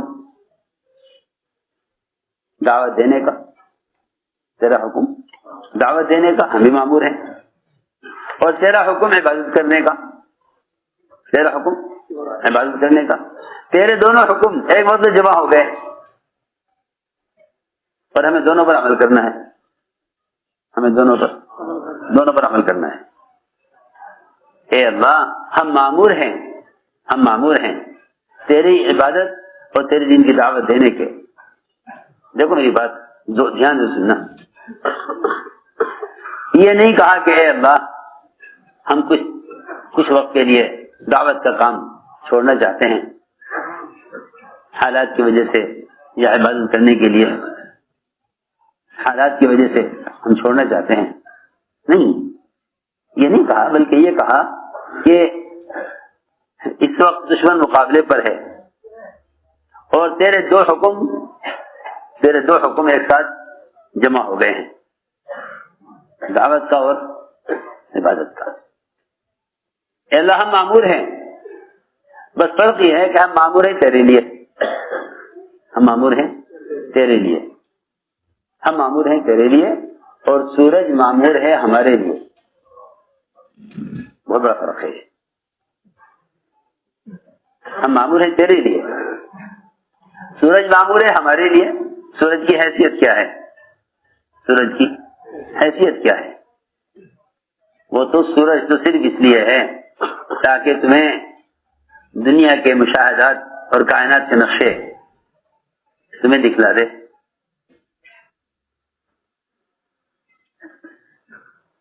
کیونکہ اعمال کی جو روشنی ہے وہ غیر مخلوق ہے. سورج کی روشنی مخلوق ہے. مخلوق کو دکھلانے کے لیے ہے. مخلوق روشنی مخلوق کو دکھانے کے لیے ہے. مخلوق روشنی مخلوق کو دکھانے کے لیے ہے. اعمال کی جو روشنی ہے وہ اجر و ثواب کو اور جنت کو اور غیب کی چیزوں کو دکھانے کے لیے ہے. ہمیشہ یاد رکھنا، اعمال کی روشنی غیب کو دکھانے کے لیے ہے اور سورج کی روشنی ظاہر کو دکھانے کے لیے ہے. ظاہر کا مشاہدہ سورج کی روشنی سے ہوگا اور غیب کا مشاہدہ اعمال کی روشنی سے ہوگا. تو پھر سورج کی کیا حیثیت رہی؟ سورج کی کیا حیثیت رہی ایک نماز کے مقابلے میں؟ یہاں تو ایک وقتی بیماری کو لے آئے نماز کے مقابلے میں. ارے میں کچھ کہہ رہا ہوں. یہاں تو ایک وقتی بیماری کو لے آئے نماز کے مقابلے میں. ایک وقتی بیماری کو لے آئے نماز کے مقابلے میں. وہاں زمین سے لاکھوں گنا بڑا سورج، زمین سے لاکھوں گنا بڑا سورج، وہ اس کو نہیں لاتے ہیں نماز کے مقابلے پر. بلکہ یہ کہا کہ اے اللہ سورج کو یہاں روک، اگر یہ غروب ہوتا ہے تو اثر قضا ہوتی ہے. اگر یہ غروب ہوتا ہے تو اثر قضا ہوتی ہے. ہمیں اثر قضا نہیں کرنی ہے، ہمیں دشمن سے مقابلہ کرنا ہے. اور جب تک یہ دشمن پر فتح نہ ہو جائے کتنا بھی وقت لگے، جب تک یہ دشمن مغلوب نہیں ہو جاتا ہے سورج کو روک دے. اللہم احبسھا، اے اللہ سورج کو روک دے ہمارے لیے. سورج ٹھہر گیا کہ میں منتظر ہوں، آپ دشمن سے مقابلہ کریں، فتح ہو جائے. فتح ہونے کے بعد میدان ہاتھ آنے کے بعد اطمینان سے وضو کریں، پھر اطمینان سے نماز پڑھیں. پھر جب نماز پڑھ کر فارغ ہو جائیں گے پھر سورج کو حکم ہو گیا ہاں اب آپ چل سکتے ہیں. سوچنا، یہ تو بیچارے بے دین ڈاکٹروں کی رائے، آپ یوں کریں اور آپ یوں کریں اور آپ یوں کریں، آپ یوں کریں. عمل کو برباد کرنے والے اور عمل سے کوئی نسبت نہ رکھنے والے مسلمان کو اگر عمل سے روکیں تو یہ ناکامی کا، خسارے کا اور محرومی کا راستہ ہے. ایسا نہیں ہے. سب سے بڑا حادثہ اس امت کے لیے ہے یہ کہ کسی عذاب کو ہٹانے کے لیے مسیح کو چھوڑا جائے. یہ اس امت کے لیے سب سے بڑا حادثہ ہے.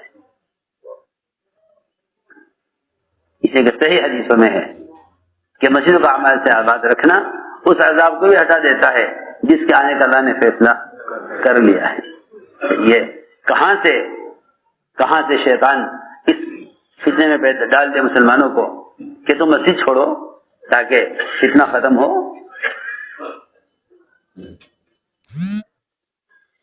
کیونکہ حکم کا پورا کرنا کامیابی ہے.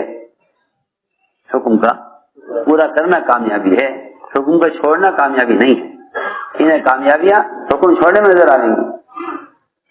انہیں کامیابیاں حکم چھوڑنے میں نظر آئیں گی. انہیں کامیابی حکم چھوڑنے میں نظر آئے گی. میں نے عرض کیا کہ سورج کو یہاں روک دیا. ایسے مواقع صحابہ کو ہی پیش آئے ہیں بہت. ایک صحابی یہ کہ کفر مقابلے پر جو آتا ہے وہ کفر مقابلے پر دعوت کی وجہ سے آتا ہے. جتنا بھی انبیاء اور صحابہ کا مقابلہ کیا ہے اغیار نے، وہ عبادت پر نہیں کیا. عبادت پر نہیں کیا. ابوبکر صدیق رضی اللہ تعالیٰ عنہ سے مشرکین کہا کرتے تھے کہ اے ابو بکر تم قرآن گھر میں آہستہ پڑھو، تمہارے جیسا آدمی نہ نکل سکتا ہے مکے سے، نہ نکالا جا سکتا ہے، لیکن اگر زور سے پڑھو گے تو پھر ہم تمہیں مکہ مکرمہ سے نکال دیں گے، کیونکہ تمہارے قرآن کی تلاوت سے ہماری عورتیں بچے اسلام کی طرف راغب ہوتے ہیں. تو میں نے عرض کیا کہ جتنا بھی مقابلہ ہے وہ مشرکین کہا کرتے تھے حضور اکرم صلی اللہ علیہ وسلم سے کہ اے محمد ہم جانتے ہیں مانتے ہیں، چلیے آپ کا دین حق ہے، آپ کا مذہب سارے مذہب پر سے اچھا ہے، اور آپ کا دین اسلام یہی اصل مذہب ہے، آپ اپنے دین کی دعوت کو لے کر پھرا نہ کریں. Reconstruction of Ummah Daily Alim پھرا نہ کریں. آپ اپنی جگہ بیٹھیں. represents جس کو بھی آپ کے دین کی ضرورت، آپ کے دین کی رغبت جس میں ہوگی، وہ آ کر آپ سے دین سیکھے گا. آپ دین کی دعوت کو لے کر پھرا مت کریں. اس زمانے کو تو مسلمان کہتا ہے کہ پھرا نہ کرو. اس زمانے میں مشرکین کہا کرتے تھے کہ وہ جانتے تھے کہ ان کے مذہب کا پھیلنا ان کے پھرنے میں ہے. ان کے مذہب کا پھیلنا پھرنے میں ہے. میں نے عرض کیا کہ صحابہ مقابل جب آتا ہے دشمن، جب دیکھتا ہے کہ یہ اپنے دین کی دعوت پر ہے، تو ایک صحابی کو قید کر لیا گیا مشرکین کی قید میں.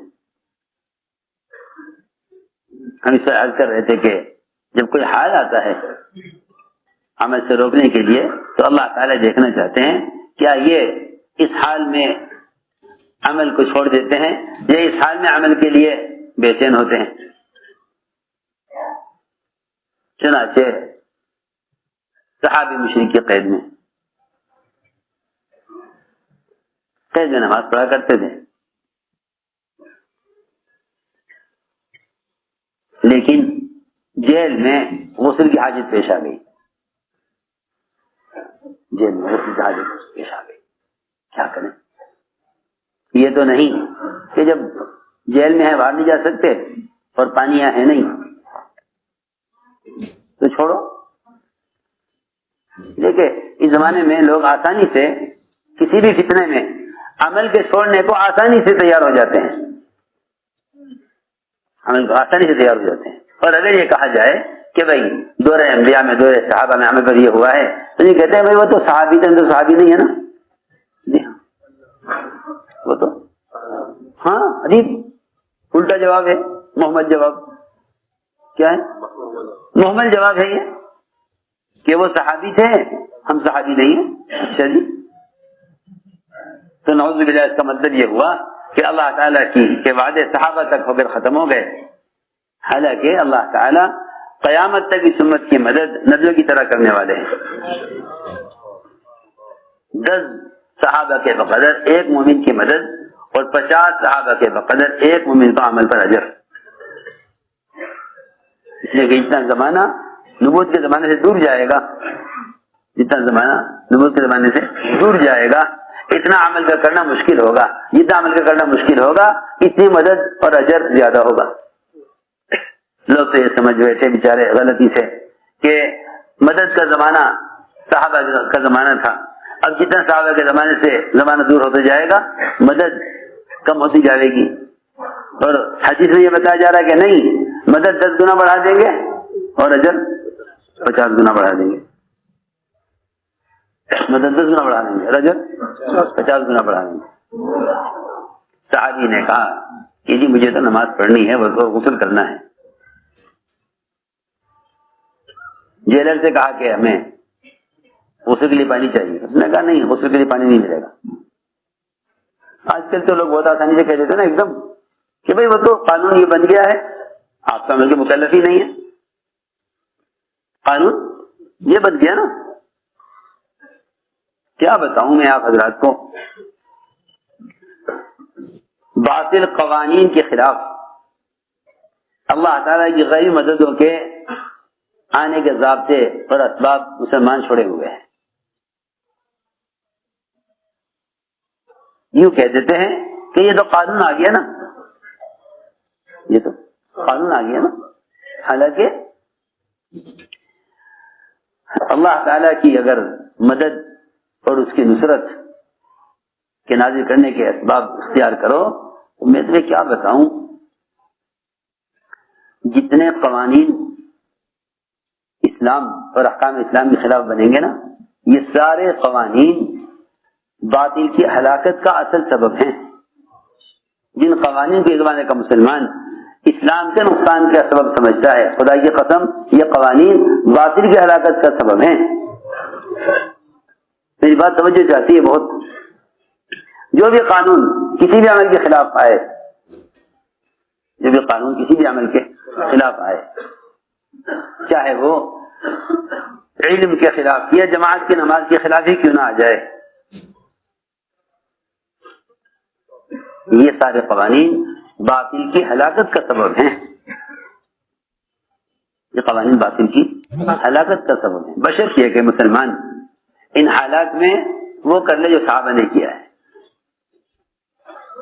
تو یہ سارے قوانین تو اللہ تعالیٰ کوئی بھی قانون لا کر، اگرچہ وہ قانون اللہ تعالیٰ باطل کے راستے سے لائیں، صرف مسلمان کو، آج کل مسلمانوں کا خیال یہ ہے کہ بھئی یہ قانون تو باطل کی طرف سے آیا، اس نے پیدا کیا ہے، اور حالانکہ اللہ تعالیٰ مسلمانوں کی آزمائش کے لیے، ان کے عمل کو پرکھنے کے لیے اور حالات میں ان کی رائے معلوم کرنے کے لیے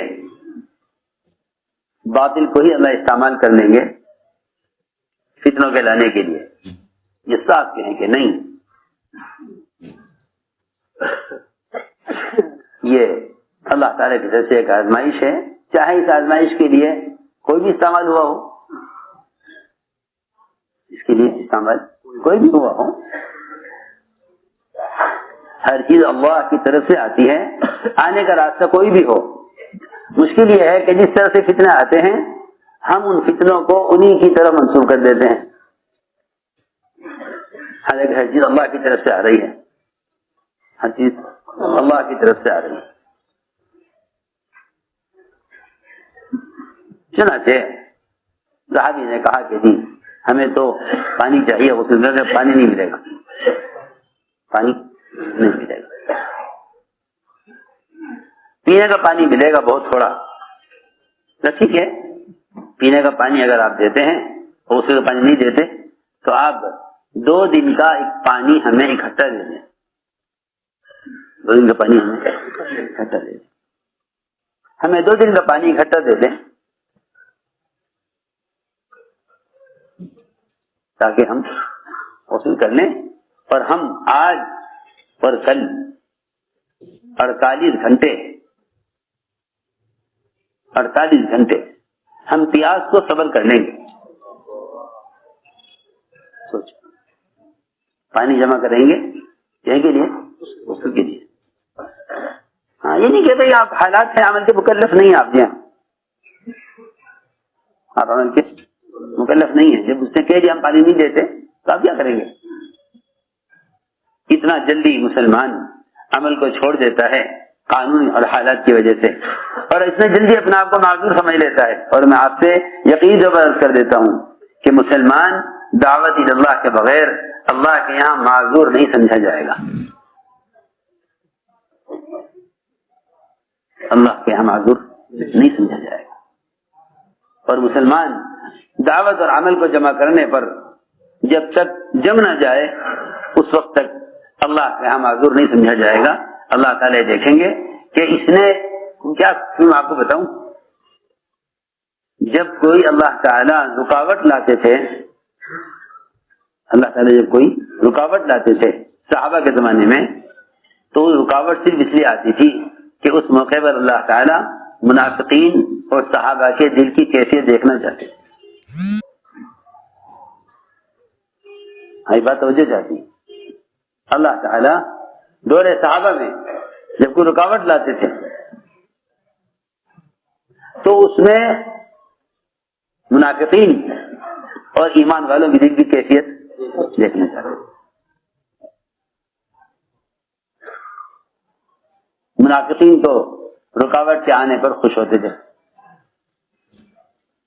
منافقین رکاوٹ آنے پر کہ چلو جان بچی. جی ہاں. اور ایمان والے اس رکاوٹ کے آنے پر رات بھر رویا کرتے تھے. رات بھر رویا کرتے تھے. جن کے پاس خرچ اخراجات نہیں ہوتے وہ رویا کرتے تھے. جنہیں چھوٹا کر کے روک دیا جاتا تھا دعوت سے وہ رویا کرتے تھے. حضرت ابن عمر کہتے ہیں مجھ پر پوری زندگی میں سب سے سخت رات وہ رات گزری, سب سے زیادہ سخت رات وہ رات گزری جس میں حضور اکرم صلی اللہ علیہ وسلم نے مجھے چھوٹا سمجھ کر اللہ کے راستے میں نکلنے سے روک دیا. سب سے سخت رات مجھ پر وہ رات گزری جس میں آپ نے مجھے چھوٹا سمجھ کر اللہ کے راستے میں نکلنے سے روک دیا. سخت رات مجھ سے وہ گزری. منافقین خوش ہوتے تھے. منافقین خوش ہوتے تھے. دونوں کے بارے میں اللہ تعالی نے لفظ استعمال کیا ہے تولو, یعنی یہ تو آپ کی مجلس سے روتے ہوئے اٹھ کر جاتے تھے وہ صحابہ جنہیں آپ روک دیا کرتے تھے مدینے میں, اور منافقین اس مجلس سے خوش ہو کر اٹھتے تھے.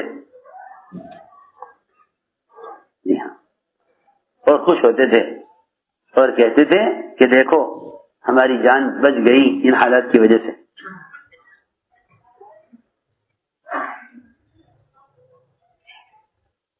یہ بھی کہتے تھے کہ دیکھو انتظار کرو مسلمانوں کا کیا بنتا ہے, اگر فتح مل جائے تو پھر آگے بڑھ کر کہتے تھے کہ ہاں ہم نے یہ کیا, اور اگر دیکھتے تھے کہ حالات خراب ہیں اور مسلمانوں کو شکست ہو رہی ہے تو پھر کہتے تھے ہم نے تو پہلے ہی کہا تھا کہ اس فتنے سے مقابلہ مت کرو, ہم نے تو پہلے ہی کہا تھا کہ یوں مت کرو, دیکھو آپ نے کیا تھا نا یہ ہو گیا. کہ نہیں, اب حکم یہ ہے مومن کو کہ اگر اللہ کی اطاعت کے ساتھ بیماری آوے, اللہ کی اطاعت کے ساتھ موت آوے, اللہ کی اطاعت کے ساتھ کوئی نقصان آ جاوے تو یوں کہو کہ اللہ رب العزت نے ہمارے لیے اس کا فیصلہ کیا ہوا تھا. ہمارے لیے اللہ نے اس کا فیصلہ کیا ہوا تھا, ہم اس کے فیصلے سے کہاں بھاگ سکتے ہیں. میں نے عرض کیا کہ اللہ تعالی عمل میں رکاوٹ لا کر دیکھنا چاہتے ہیں کہ اس عمل کے کرنے کا اس کے دل میں کیا تقاضا ہے, اور اس عمل کے چھوٹنے کا اس کے دل میں کیا غم ہے. بس اتنی سی بات ہے. جی ہم 48 گھنٹے پیاس کو صبر کر لیں گے, لیکن نماز کو صبر نہیں کر سکتے. دیکھ لیا اللہ تعالیٰ نے کہ میرا بندہ اس وقت اس پانی سے اپنی فطری تقاضے کو پورا کرنے کے بجائے میری عبادت کے حکم کو پورا کر رہا ہے. یہ ہے اسی بات ہے. اللہ نے دیکھ لیا کہ یہ اپنے پیاس کے فطری تقاضے کو دبا کر یہ اس وقت میرے حکم عبادت کو پورا کرنا چاہتا ہے, اور یہ تیار ہے اندر سے کہ میں 48 گھنٹے پیاس کو صبر کر لوں گا, لیکن نماز کو صبر نہیں کر سکتا. جب اللہ نے جانچ لیا اور دیکھ لیا, اور اس کی دل کی کیفیت کو اللہ نے دیکھ لیا, تو اللہ تعالی نے بادل کو حکم دیا کہ جاؤ نیچے اترو اور جیل میں داخل ہو کر ان صحابی کے اوپر برسو. وہ آسمان سے بادل اترا, جیل میں داخل ہوا, صحابی نے بارش کے پانی سے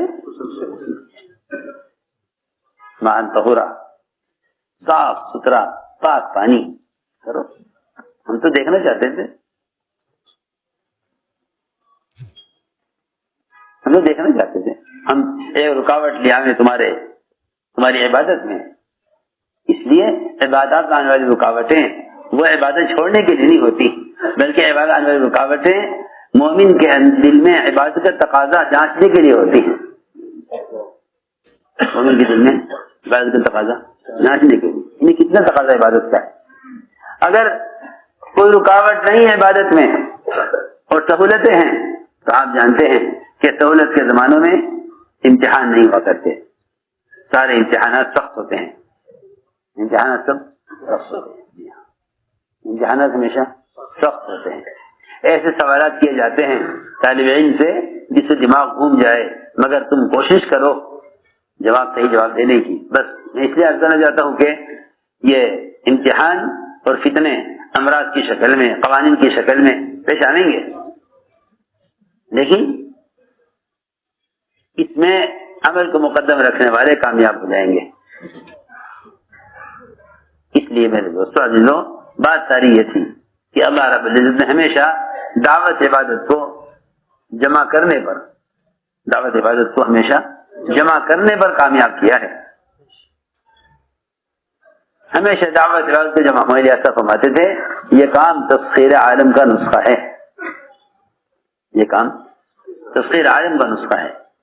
نظام کائنات ان کے لیے مسخر ہوگا جو دعوت عبادت دونوں کو جمع کر لیں. نظام کائنات ان کے لیے مسخر ہوگا جو دعوت عبادت دونوں کو جمع کر لیں. نظام کائنات ان کے لیے مسخر ہوتا ہے. آگ پھیل گئی مدینہ منورہ میں، ذمہ داری 9 ہجری کے مسلمان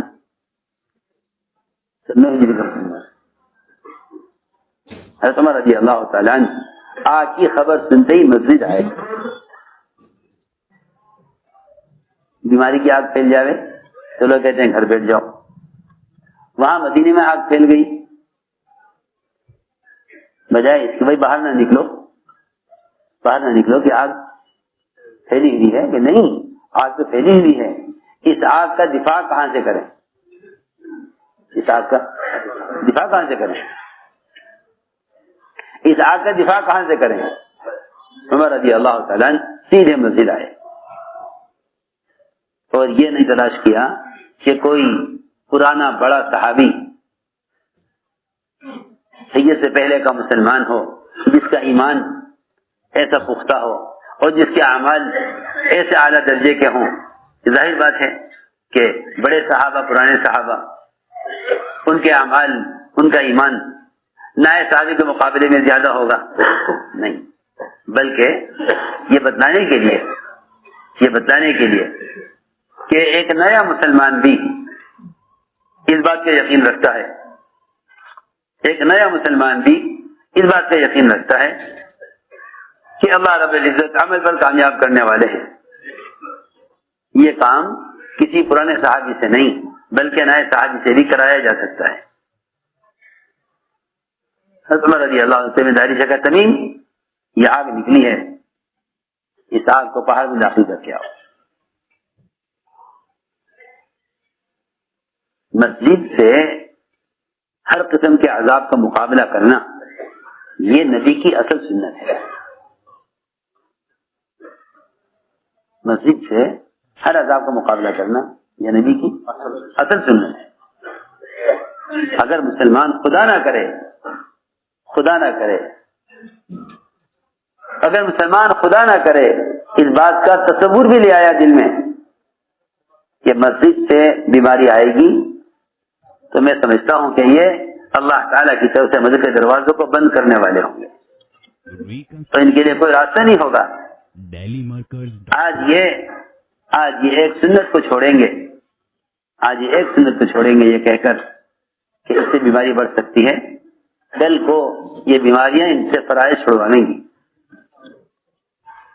دین کے کسی بھی حکم کو یہ سوچ کر چھوڑ دینا کہ اس وقت اس کے چھوڑ دینے سے فائدہ ہوگا،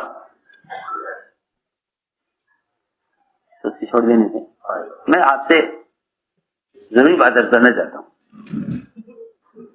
میری بات یاد رکھنا، باطل اتنا گھاگ ہے اور اتنا ہوشیار ہے کہ وہ مسلمان سے نہیں کہے گا زکوٰۃ مت دو، روزہ مت رکھو، حج مت کرو، نہیں، ایسا نہیں ہوگا۔ اسے معلوم ہے کہ یہ اسلام کے بنیادی فرائض ہیں، ان سے روکوں گا تو مسلمان مجتمع ہو جائیں گے اور مقابلے پر آ جائیں گے۔ میری بات توجہ چاہتی ہے، وہ پہلے ایک سنت کو چھیڑیں گے، پہلے ایک سنت کو، میری بات توجہ سے سنو بھائی، وہ پہلے ایک سنت کو چھوڑیں گے، پہلے ایک سنت کو چھیڑیں گے اور یہ کہیں گے مسلمان سے کہ بھئی دیکھو نماز پڑھنا فرض ہے، نماز پڑھنا فرض ہے، لیکن مسجد میں نہ پڑھو کیونکہ اس وقت تمہارے آپس سے ملنے کی وجہ سے بیماری کے بڑھنے کا خطرہ ہے۔ میری بات پوری توجہ سنو، مسلمان یہ کہے گا ہاں کیا حرج ہے، کیونکہ تو سنت ہے، فرض تو ہے نہیں، جماعت کی نماز سنت ہے، فرض تو ہے نہیں، اور باطل کا فرض تو روک نہیں رہا، تو یہ کہہ رہا ہے نماز پڑھو مگر گھروں میں پڑھ لو بجائے مسجد میں جمع ہونے کے۔ سنو توجہ سے بات، جب آپ نے یہ سمجھ لیا کہ ہمارے جمع ہونے سے بیماری بڑھے گی، تو جب یہ بات سب کی بات سمجھ آ جائے گی اور سب اس بات پر جماعت کی نماز کو چھوڑ دیں گے اور تھوڑی دیر کے لیے تمہیں بیماریاں کم ہوتی ہوئی نظر آنے لگیں گی اور تھوڑی دیر کے لیے تمہیں بیماروں کی تعداد میں کمی نظر آنے لگے گی، تم سب کا یقین یہ بنے گا دیکھو اس سنت کو چھوڑنے کی وجہ سے یہ بیماری ختم ہو گئی۔ ارے دوسری بات توجہ جاتی ہے، باطل انتظار میں ہے کہ جب مسلمان پوری دنیا میں اجتماعی طور پر یہ سمجھ لیں گے کہ جماعت کی نماز کی سنت کو چھوڑنے کی وجہ سے، جماعت کی نماز اجتماعی اس سنت کو چھوڑنے کی وجہ سے بیماری کم ہوئی ہے، تو وہ یوں کہے گا کہ دیکھو بیماری کے اثرات باقی ہیں، لہٰذا اس سال تم حج نہ کرو۔ آگے نا بات، سنت کو چھڑوا کر اگلا درجہ کس کا ہوگا؟ وہ اسی بات ہے۔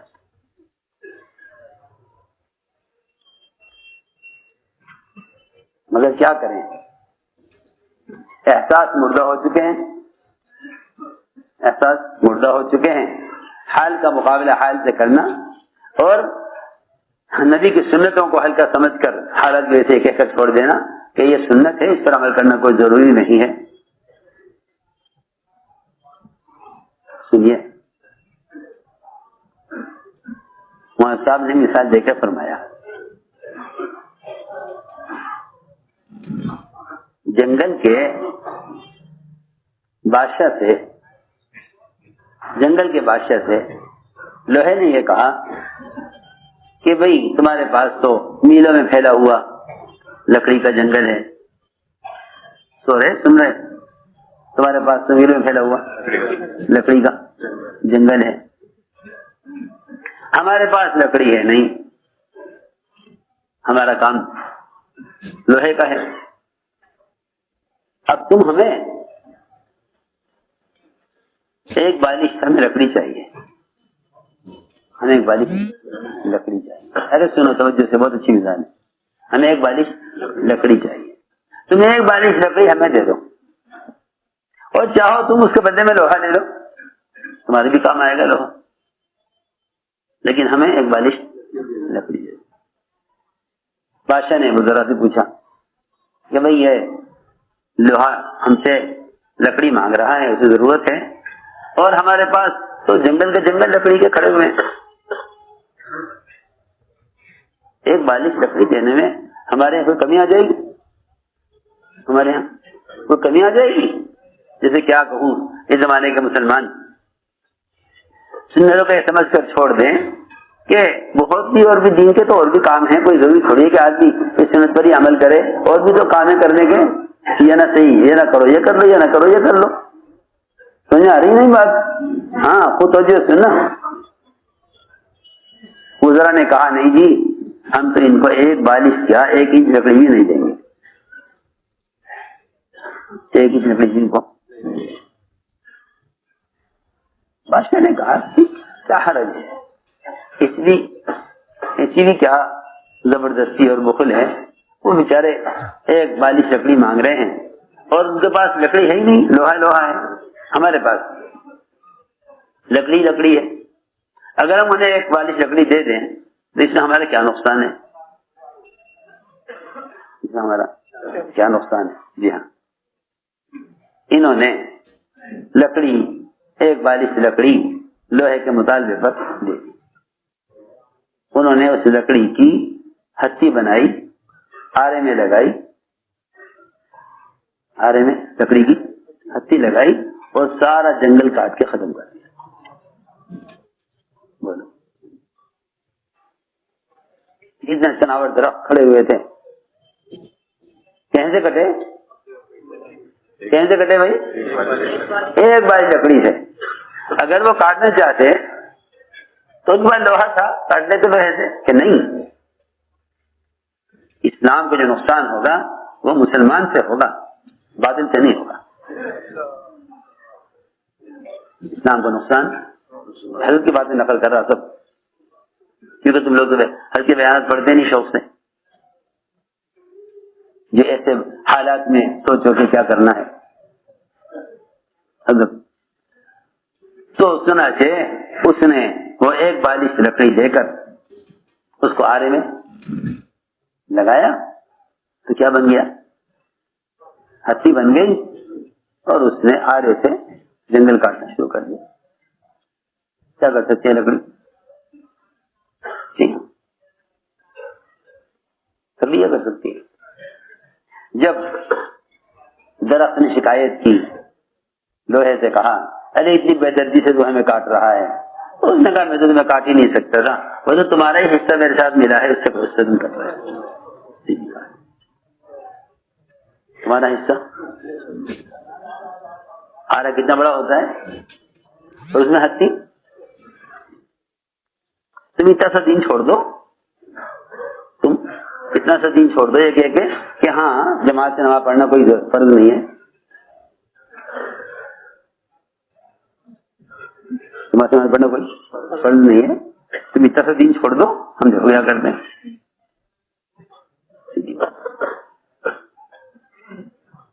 یہ موقع استغفار کا، عمل پر جمنے کا، اور یہ موقع امت کو اعمال دعوت اور اعمال عبادت لانے کا موقع ہے.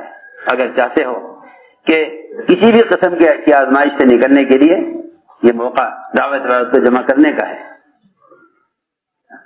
ورنہ شیطان نے اس مایوسی میں ڈال دیا ہے کہ یہ ایک ایسی وبا اور ایسا عذاب ہے جو جس کو ہٹانے کے لیے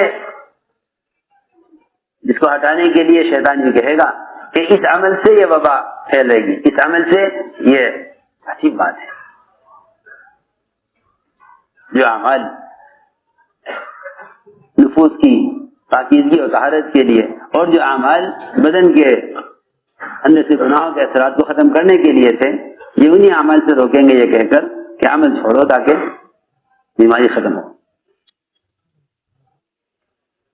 ہم نے ساری بات یہ سمجھانے کے لیے عرض کی ہے کہ دین ایک مکمل ضابطہ ہے اور ایک مکمل طریقہ زندگی ہے. ہم سمجھتے تھے کہ بے دینی سے ہی نہیں بلکہ ناقص دین سے بھی حالات آئیں گے، ناقص دین سے بھی حالات آئیں گے، بے دینی سے نہیں بلکہ ناقص دین سے بھی حالات آئیں گے. اس لیے دین ایک ایسا مکمل طریقہ زندگی ہے کہ اس کے کسی بھی حکم میں کمی کا آنا یہ پورے دین کو نقصان پہنچائے گا.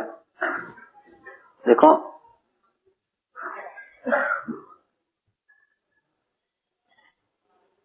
کفار نے یہ دیکھا کہ حضور اکرم صلی اللہ علیہ وسلم کو حجر اسود کا بوسہ بہت پسند ہے. آپ ہر چکر میں اس کا بوسہ لیا کرتے تھے, ہر چکر. شیطان بیماریوں کو متعدی بنانے کے لیے, شیطان بیماریوں کو متعدی بنانے کے لیے وہ تمہاری اجتماعی اعمال کو سبب بتلا دے گا. شیطان بیماریوں کو متعدی بتانے کے لیے تمہارے اجتماعی اعمال کو سبب بتلائے گا. میری بات توجہ سے سمجھنی پڑے گی. شیطان بیماری سے بیماری پیدا ہونے کے لیے, شیطان بیماری سے بیماری پیدا ہونے کے لیے تمہارے اجتماعی اعمال کو سبب بتلائے گا کہ اس سبب سے یہ ہو رہا ہے, سبب سے یہ ہو رہا ہے. مسلمان یہ کہے گا کہ چلو بھائی ٹھیک ہے, اگر ڈاکٹر یہ کہتے ہیں کہ اجتماعی اعمال سے بیماری پھیلتی ہے تو ہم اجتماعی اعمال کسی دن کے لیے چھوڑ دیتے ہیں. سوچو تو صحیح, کیوں نہیں مسلمان غور کرتے کہ باطل جو یہ بات کہہ رہا ہے اس سے یہ چاہتا کیا ہے. جب دیکھا کفار نے حضور اکرم صلی اللہ علیہ وسلم کو حجر اسود کا بوسہ بہت پسند ہے, اس کا بوسہ انہوں نے کہا کہ دیکھیے ہم آپ کو حجر اسود کا بوسہ نہیں لینے دیں گے, ہم آپ کو حجر اسود کا بوسہ نہیں لینے دیں گے. ہماری شرط پوری کی. کیا ہے کہ شرط یہ ہے کہ جب آپ طواف کرتے ہوئے ہمارے بتوں کے سامنے سے گزرا کریں تو ہمارے بتوں کے سامنے جھکتے ہوئے جایا کریں. آپ یہ کریں گے تو ہم آپ کو بوسہ دیں گے. یہ ایک بہت زندہ مثال ہے مسلمانوں کو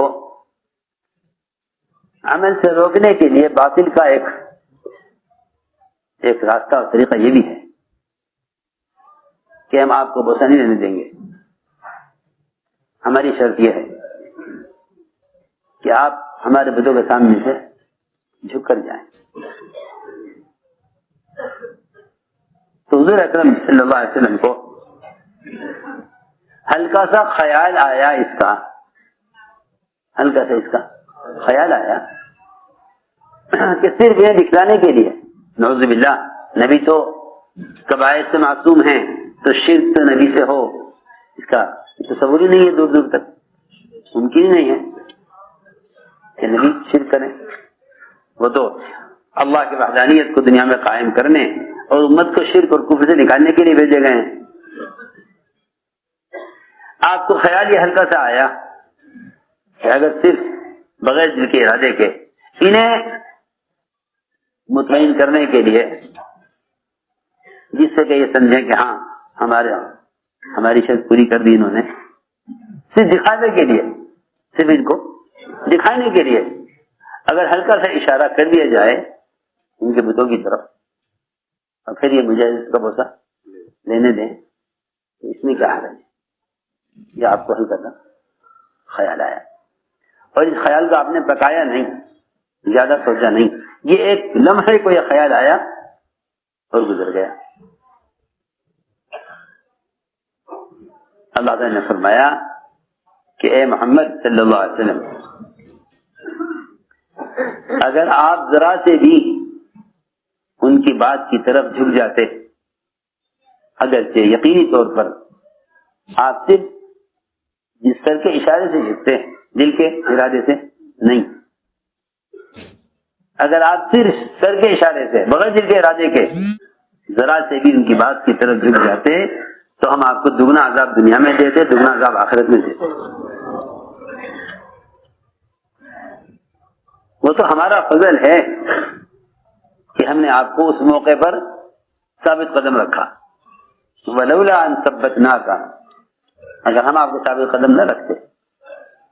اللہ تعالیٰ کا فضل ہے انبیاء پر کہ اللہ تعالیٰ انبیاء علیہ السلام کو ایمان پر اور اللہ کی اطاعت پر قائم رکھتے ہیں، یہ بھی اللہ کا فضل ہے، اور ہر ایمان والے پر اللہ کا فضل ہے، ہر ایمان والے پر اللہ کا فضل ہے کہ اللہ تعالیٰ فتنوں کے دور میں اور غیروں کی طرف سے اس طرح کے مطالبات پر اللہ تعالیٰ ایمان والوں کو ایمان پہ جمائے رکھیں، یہ اللہ تعالیٰ کا بہت بڑا فضل ہے۔ لوگ اس پر شکر نہیں کرتے، اس لیے کہ وہ نعمت ایمان اور نعمت اسلام کو اصل نعمت ہی نہیں سمجھتے۔ اللہ نے یہ فرمایا اگر ہم آپ کو ثابت قدم نہ رکھتے لقد کدت ترکن الیہم شیئا قلیلا، قریب تھے کہ آپ تھوڑے سے ہلکے سے بغیر دل کے ارادے کے ان کے مطالبے کی طرف جھک جاتے۔ اگر آپ ایسا کرتے تو ہم آپ کو دگنا عذاب دنیا میں دیتے، دگنا عذاب آخرت میں دیتے۔ اس سے پہلے فرمایا کہ اگر آپ ان کی بات کو مان لیتے، اگر آپ ان کی بات کو مان لیں گے تو وہ تو آپ کو اپنا دوست بنا لیں گے۔ اگر آپ نے ایک بات بھی ایسی کہہ دی ان کو خوش کرنے کے لیے، اگر آپ نے ایک بات بھی ایسی کہہ دی ان کو خوش کرنے کے لیے جو بات ہمارے حکم کے خلاف ہے، تو وہ آپ کو اپنا دوست بنا لیں گے۔ جی ہاں، اس زمانے میں مسلمانوں کو ایک غلط خیال یہ پیدا ہوا ہے کہ بھئی ان کی دو چار باتیں مان کر ذرا ان کے قریب ہو، پھر اپنی بات جن سے منواؤ لو۔ جب تم ان کی بات مان کے ان کے قریب ہو جاؤ گے تو اللہ سے کتنے دور ہو جاؤ گے؟ پھر تم ان بات جن سے کیسے منوا لو گے؟ سوچے تو صحیح، کسی مسلمان کی الٹی سوچ ہے زمانے میں کہ دو چار باتیں ان کی مان کے کیا ہو جاؤ، ان کے قریب ہو جاؤ۔ جب تم ان کی بات مان کے ان کے قریب ہو جاؤ گے تو اللہ سے کتنا دور ہو جاؤ گے؟ پھر اللہ تمہاری مدد کریں گے یا تم ان کے حوالے کریں گے؟ سوچے تو صحیح، پھر اللہ تمہاری مدد کریں گے، تم ان کے حوالے کریں گے۔ عجیب سوچ ہے زمانے کے مسلمانوں کی۔ اللہ نے فرمایا کہ اگر آپ نے ہمارے ضابطے کے خلاف اور ہمارے دین کے خلاف ان کی کوئی بات مان کر آپ نے ہم پر کوئی جھوٹ گھڑا تو یہ آپ کو اپنا دوست بنا لیں گے۔ اذن لاتخذوک خلیلا، وہ تو یہ چاہتے ہیں کہ آپ ذرا سا اللہ کی وحدانیت کے بیان کرنے میں تھوڑا سا کمزور پڑیں، تھوڑی سی نرمی کریں۔ کفار چاہتے تھے، کفار یہ چاہتے تھے کہ یہ جو تناؤ پیدا ہو گیا ہے نا مسلمانوں کے اور غیروں کے درمیان، جو تناؤ پیدا ہو گیا، اسی طرح یہ تناؤ ذرا کم ہو جائے۔ ارے سنو تو صحیح میں کیا کہہ رہا۔ کفار یہ چاہتے تھے کہ ہمارے اور محمد صلی اللہ علیہ وسلم کے درمیان جو تناؤ سا پیدا ہو گیا ہے، خاندان پٹ گئے اور بد امنی ہو رہی ہے اور ایک دوسرے کی دشمن اور ایک دوسرے پہ تلواریں اٹھنے لگی ہیں، تو یہ تناؤ ختم ہونا چاہیے۔ سنو تو صحیح، یہ تناؤ ختم ہونا چاہیے۔ دوست بن کر قریب ہو کر رہو، مل جل کر، یہ تناؤ ختم ہونا چاہیے۔ اس تناؤ کے ختم کرنے کے لیے مشرکین یہ کہتے تھے کہ اے محمد، تم صرف اپنے رب کی تعریف کرتے ہو، اپنے رب کی وحدانیت بیان کرتے ہو، ہر نعمت کو اپنے رب کی طرح منسوب کرتے ہو، کبھی ہمارے بتوں کا بھی تذکرہ کر دیا کرو، کبھی ہمارے بتوں کا بھی تذکرہ کر دیا کرو، تاکہ ہم میں آپس میں تعلقات کیا ہوں، خوشگوار تعلقات بنے۔ سنو تو صحیح، خوشگوار تعلقات پیدا کرنے کے لیے کبھی ہمارے بتوں کا بھی تذکرہ کر دیا کرو۔ ان کا تو ہمیشہ انکار کرتے ہو اور اپنے رب کی ہمیشہ تعریف کرتے ہو۔ ان کو تم نے بالکل ہی ناکارہ اور بیکار ثابت کیا ہوا ہے، اور جو کچھ ہوتا ہے اللہ سے ہوتا ہے، آپ اسی کو بیان کرتے ہیں۔ کبھی ہمارے بتوں کا بھی تذکرہ کر دیا کرو۔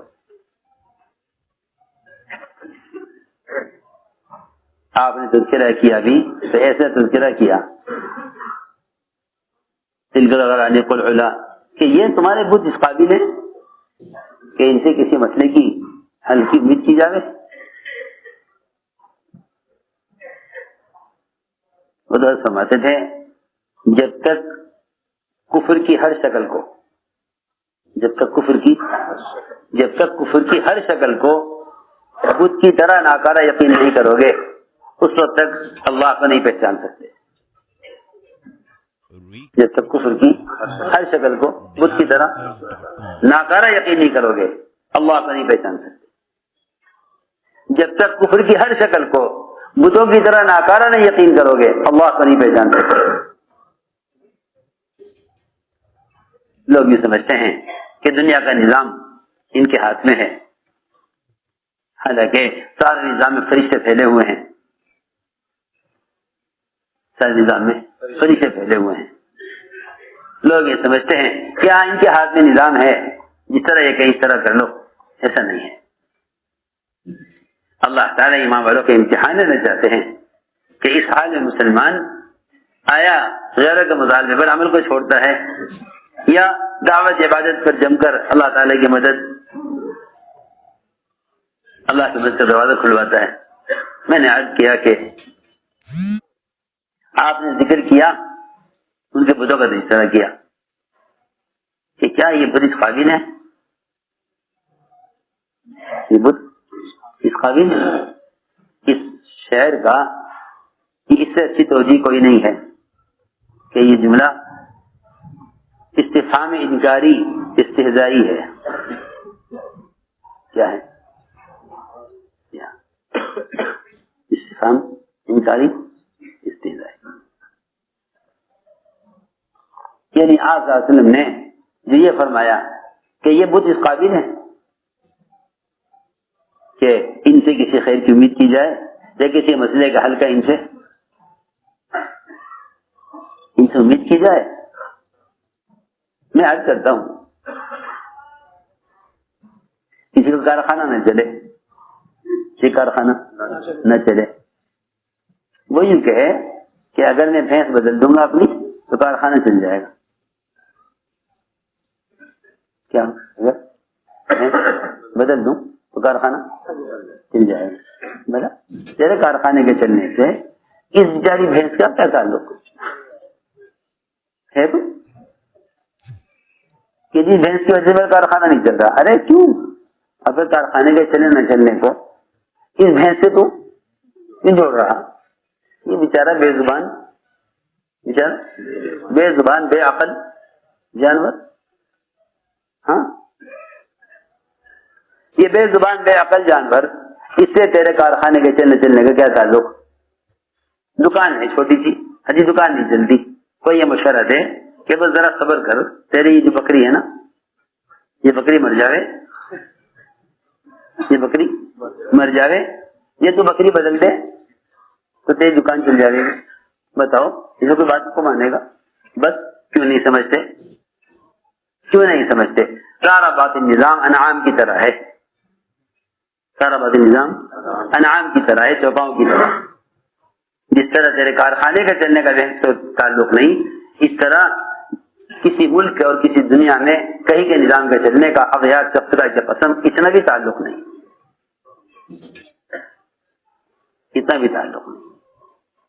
حالات عالم کا تعلق احکام سے ہے، حکام سے نہیں ہے. حالات عالم کا تعلق اس سے ہے، حالات عالم کا تعلق احکام سے ہے، حکام سے کوئی تعلق نہیں. جب بھی مسلمان کسی بھی عمل کے بارے میں سوچے گا کہ اس کا تعلق حکام سے ہے، بس یاد رکھو وہ تمہارے دین کو بدلنے اور تمہیں دین کو چھڑانے پر جری ہو جائیں گے. تو یہ کہیں گے بھائی دیکھو تمہارے جو شرعی مسائل اور تمہارے جو شرعی احکام ہیں وہ ہمارے قبضے میں ہیں. جس طرح کائنات کے نظام کا تعلق انعام سے نہیں، اس طرح حکام سے بھی کوئی تعلق نہیں ہے. بس بات یہ ہے کہ ہر زمانے میں حالات اس امتحان کے لیے آتے ہیں کہ اللہ دیکھنا چاہتے ہیں کہ میرا بندہ اس حال میں کیا کرتا ہے. میرا بندہ اس حال میں کیا کرتا ہے. یہ موقع دعوت عبادت کو جمع کرنے کا ہے. اتنی عمل سے کامیابی کا یقین دلاؤ. یہ موقع تو تعلیم الخبر جمع ہونے کا ہے. کیونکہ جب باطلی آواز لگا رہا ہو کہ اس سبب سے بیماری آئی ہے تو تم یہ آواز لگاؤ کہ اس گناہ سے بیماری آئی ہے.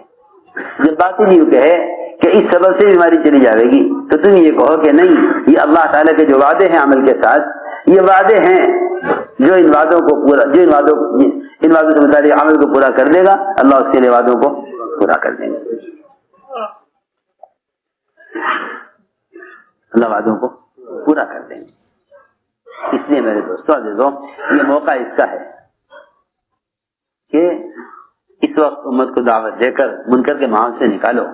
اس لیے کہ حالات کے آنے کا تعلق, مسلمان کے برے حالات کا تعلق منکرات سے, اچھے حالات کا تعلق معروفات سے ہے. حال کو بدلنا چاہتے ہو تو فرمایا حدیث میں, جو تمہیں سے منکر کو دیکھے اس کو چاہیے کہ اس کو اپنے ہاتھ سے بدل دے. یہ اعلیٰ جہاد ہے, اعلیٰ جہاد ہے کہ تم ایک آدمی کو پکڑ کر اپنی قوت سے عمل کے ماحول میں لے آؤ. اگر تم ہاتھ سے نہیں بدل سکتے ماحول کو, ہاتھ سے نہیں بدل سکتے ماحول کو, تو پھر درمیانہ درجہ زبان سے بدلنے کا ہے. علماء نے لکھا ہے کہ منکر کے ماحول کو زبان سے بدلنا یہ سب سے افضل جہاد ہے. یہ سب سے افضل جہاد ہے. اور اس کو جہاد کہنے کی اصل وجہ یہ بھی ہے, اس کو جہاد کہنے کی اصل وجہ یہ بھی ہے کہ معروفات پر لانے کا مطلب یہ ہے کہ تم اس کو دعوت دے کر مسیح کے ماحول میں عمل کی طرف لے آؤ. کیونکہ حدیث میں آتا ہے کہ مسیح کی طرف چل کر آنا جہاد میں سے ہے. یہ درمیانہ درجہ ہے, یہ درمیانہ درجہ ہے منکر کے ماحول کو بدلنے کا. منکر کرنے والے کو منکر کے ماحول سے نکال لینا یہ ہے منکر کا بدلنا. منکر کو بدلنے کے لیے منکر کرنے والے کو منکر کے ماحول سے نکال دینا یہ منکر کا بدلنا ہے. من رأى منكم منکرا فلیغیرہ بیدہ فإن لم یستطع فبلسانہ, فرمایا فإن لم یستطع فبقلبہ. اور اگر ایسے حالات پیش آ جائیں کہ آپ زبان نہیں کھول سکتے باوجود کوشش کے, اور آپ ہاتھ سے نہیں بدل سکتے باوجود کوشش کے, تو پھر ایمان کا آخری درجہ, ایمان کا آخری درجہ اور ایمان کا سب سے کمزور ترین درجہ یہ ہے کہ پھر تم اس منکر کو تنہائیوں کی دعاؤں کے ذریعے اللہ سے کہہ کر بدلواؤ. یہ ایمان کا سب سے کمتر درجہ ہے. سنو صحیح, ایمان کا سب سے کمتر درجہ ہے. یہ ایمان کا سب سے کمتر درجہ ہے کہ تم منکر کو دعا کے ذریعے بدلواؤ. فإن لم يستطع فليغيره بقلبه. صرف اتنا کہہ دینا کہ دل سے اس کو بڑا سمجھے نہیں, حکم یہ ہے یغیرہ بقلبہ, اس منکر کو بدلوائیے. اگر آپ ہاتھ سے اور زبان سے نہیں بدل سکتے تو دعا کے ذریعے اس کو بدلیے. میں ذرا پوچھتا ہوں اپنے آپ سے بھی کہ 24 گھنٹے میں کون سا وقت ہمارا ایسا ہے جس میں ہم تنہائی میں اللہ سے دعائیں مانگتے ہوں کہ اے اللہ تو منکرات کے ماحول کو بدل دے. کیونکہ جو لوگ بیماری کے آنے کو موسم سے جوڑتے ہیں انہیں بیماریوں کے آنے پر منکرات کا خیال بھی نہیں آ سکتا. وہ سمجھتے ہیں کہ بیماریاں موسم کی وجہ سے. ایک صاحب نے کہا میرے سے کہ تھوڑا سا انتظار کر لو, جب موسم گرم آئے گا نا تو یہ بیماری ختم ہو جائے گی. میں نے کہا ایسے ہی ہیں وہ لوگ جنہیں کوئی راستہ نظر نہیں آتا. ایک صاحب کہنے لگے کہ جی فلاں ملک میں تو بڑی گرمی ہوتی ہے, وہاں تو بیماری ہو ہی نہیں سکتی کیونکہ وہاں تو موسم گرم ہے. ایک صاحب کہنے لگے کہ بس انتظار کرو، جیسے ہی موسم بدلے گا، گرمی کا آئے گا، بیماری ختم ہو جائے گی۔ اللہ تعالیٰ دیکھتے ہوں گے کہ میں اپنے بندے پر جو حالات لایا ہوں گناہوں کی وجہ سے، یہ ان حالات کو موسم سے کیسے جوڑے ہوئے ہیں۔ سوچو تو صحیح، ایسے ظاہر پرست بنے، جو ظاہر پرست ہوتے ہیں نا، ان کو موسم اور اسباب کے خیالات انہیں ان کے گناہوں سے مزید غافل کر دیتے ہیں۔ جی ہاں، جو یہ کہے گا کہ موسم کی وجہ سے بیماری آئی ہے، بتاؤ اس کا کبھی خیال گناہ کی طرف جائے گا؟ اس کے خیال گناہ کی طرف جائے گا؟ یہ سوچ رہا ہے کہ بیماری موسم کی وجہ سے آئی ہے،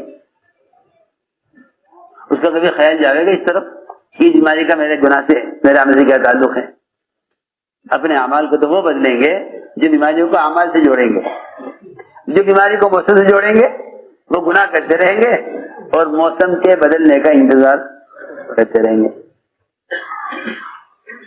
جی ہاں، کیونکہ انہوں نے بیماری کے آنے کو موسم سے جوڑا ہے، تو جب موسم بدلے گا تو یہ سمجھیں گے بیماری بدل جا رہی ہے۔ کسی غلط سوچ ہے، یعنی سوچنے کی بات ہے نا، جو حالات گناہوں کی وجہ سے آئے ہیں کیا وہ موسم سے بدل جائیں گے؟ سیدھی بات ہے۔ اس لیے فرمایا فَلْيُغَيِّرْ بِقَلْبِهِ کہ ایمان کا سب سے کمتر درجہ ہے۔ میں تم سے یقین برعکس کر دیتا ہوں کہ اگر ہم تنہائیوں میں دعاؤں کے ذریعے منکر کے ماحول کو ختم کرانے کی کوشش نہیں کر رہے ہیں تو اس کا مطلب یہ ہے کہ دل میں ایمان ذرہ برابر بھی باقی نہیں رہا۔ سوچو تو صحیح، حدیث تو یہ کہہ رہی ہے کہ تمہارا منکر کو اپنے دل کے ذریعے بدلنا یہ تمہارے ایمان کا سب سے آخری درجہ ہے، آخری درجہ۔ ہر حدیث میں آتا ہے کہ جب آدمی منکر کو منکر نہ سمجھے اور معروف کو معروف نہ سمجھے تو اس کے دل کو الٹ دیا گیا ہے اس تھیلے کی طرح، جس کو الٹا کر دیا جاوے تو اس تھیلے کے اندر کا سارا سامان باہر آ جاتا ہے، کوئی باقی نہیں رہتا۔ کسا قلب ہو کہ اس کا دل تھیلے کی طرح الٹ دیا گیا۔ خیر، منکر کو دیکھ کر خوش ہونا اور معروفات کو دیکھ کر خوش نہ ہونا اور منکر کو دیکھ کر غمگین نہ ہونا، یہ تو صاف فرما دیا کہ دلوں سے ایمان کے ختم ہو جانے کی علامت ہے۔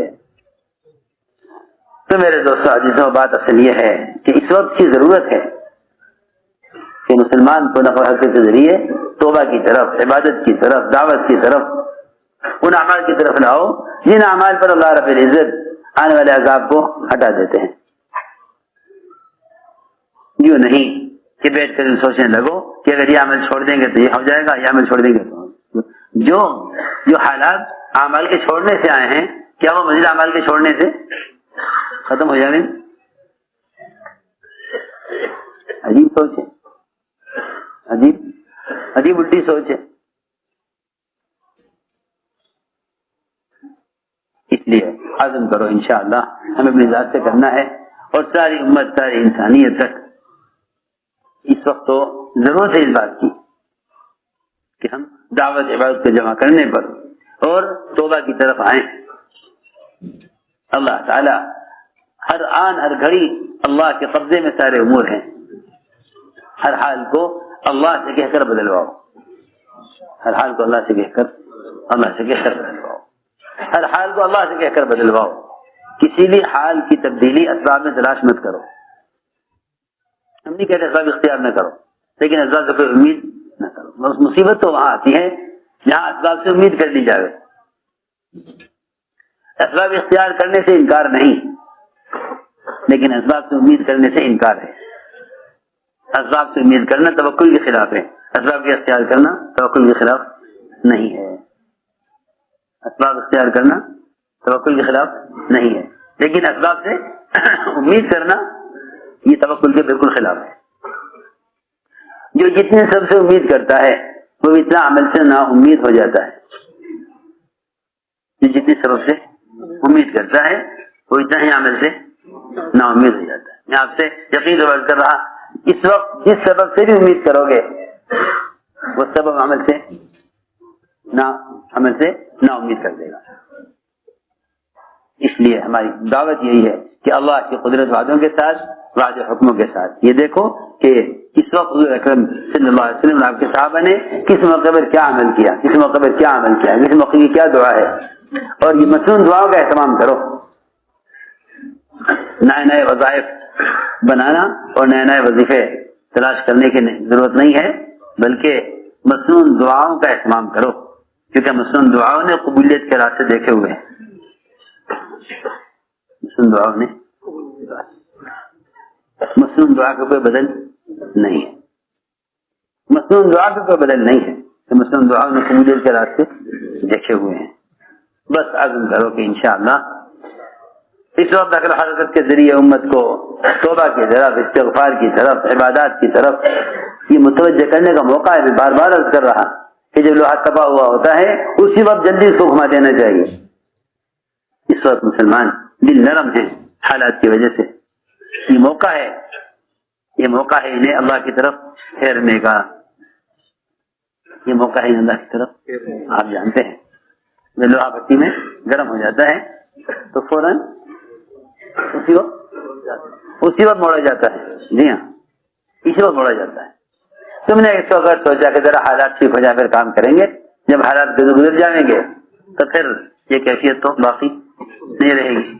قلوب نرم ہے، قلوب نرم ہے۔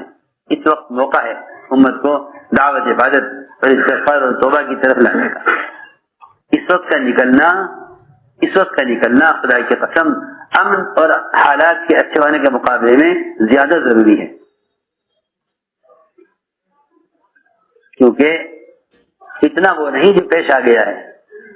صحابہ کو یہ بتایا گیا تھا کہ ان حالات میں نہ نکلنا فتنہ ہے،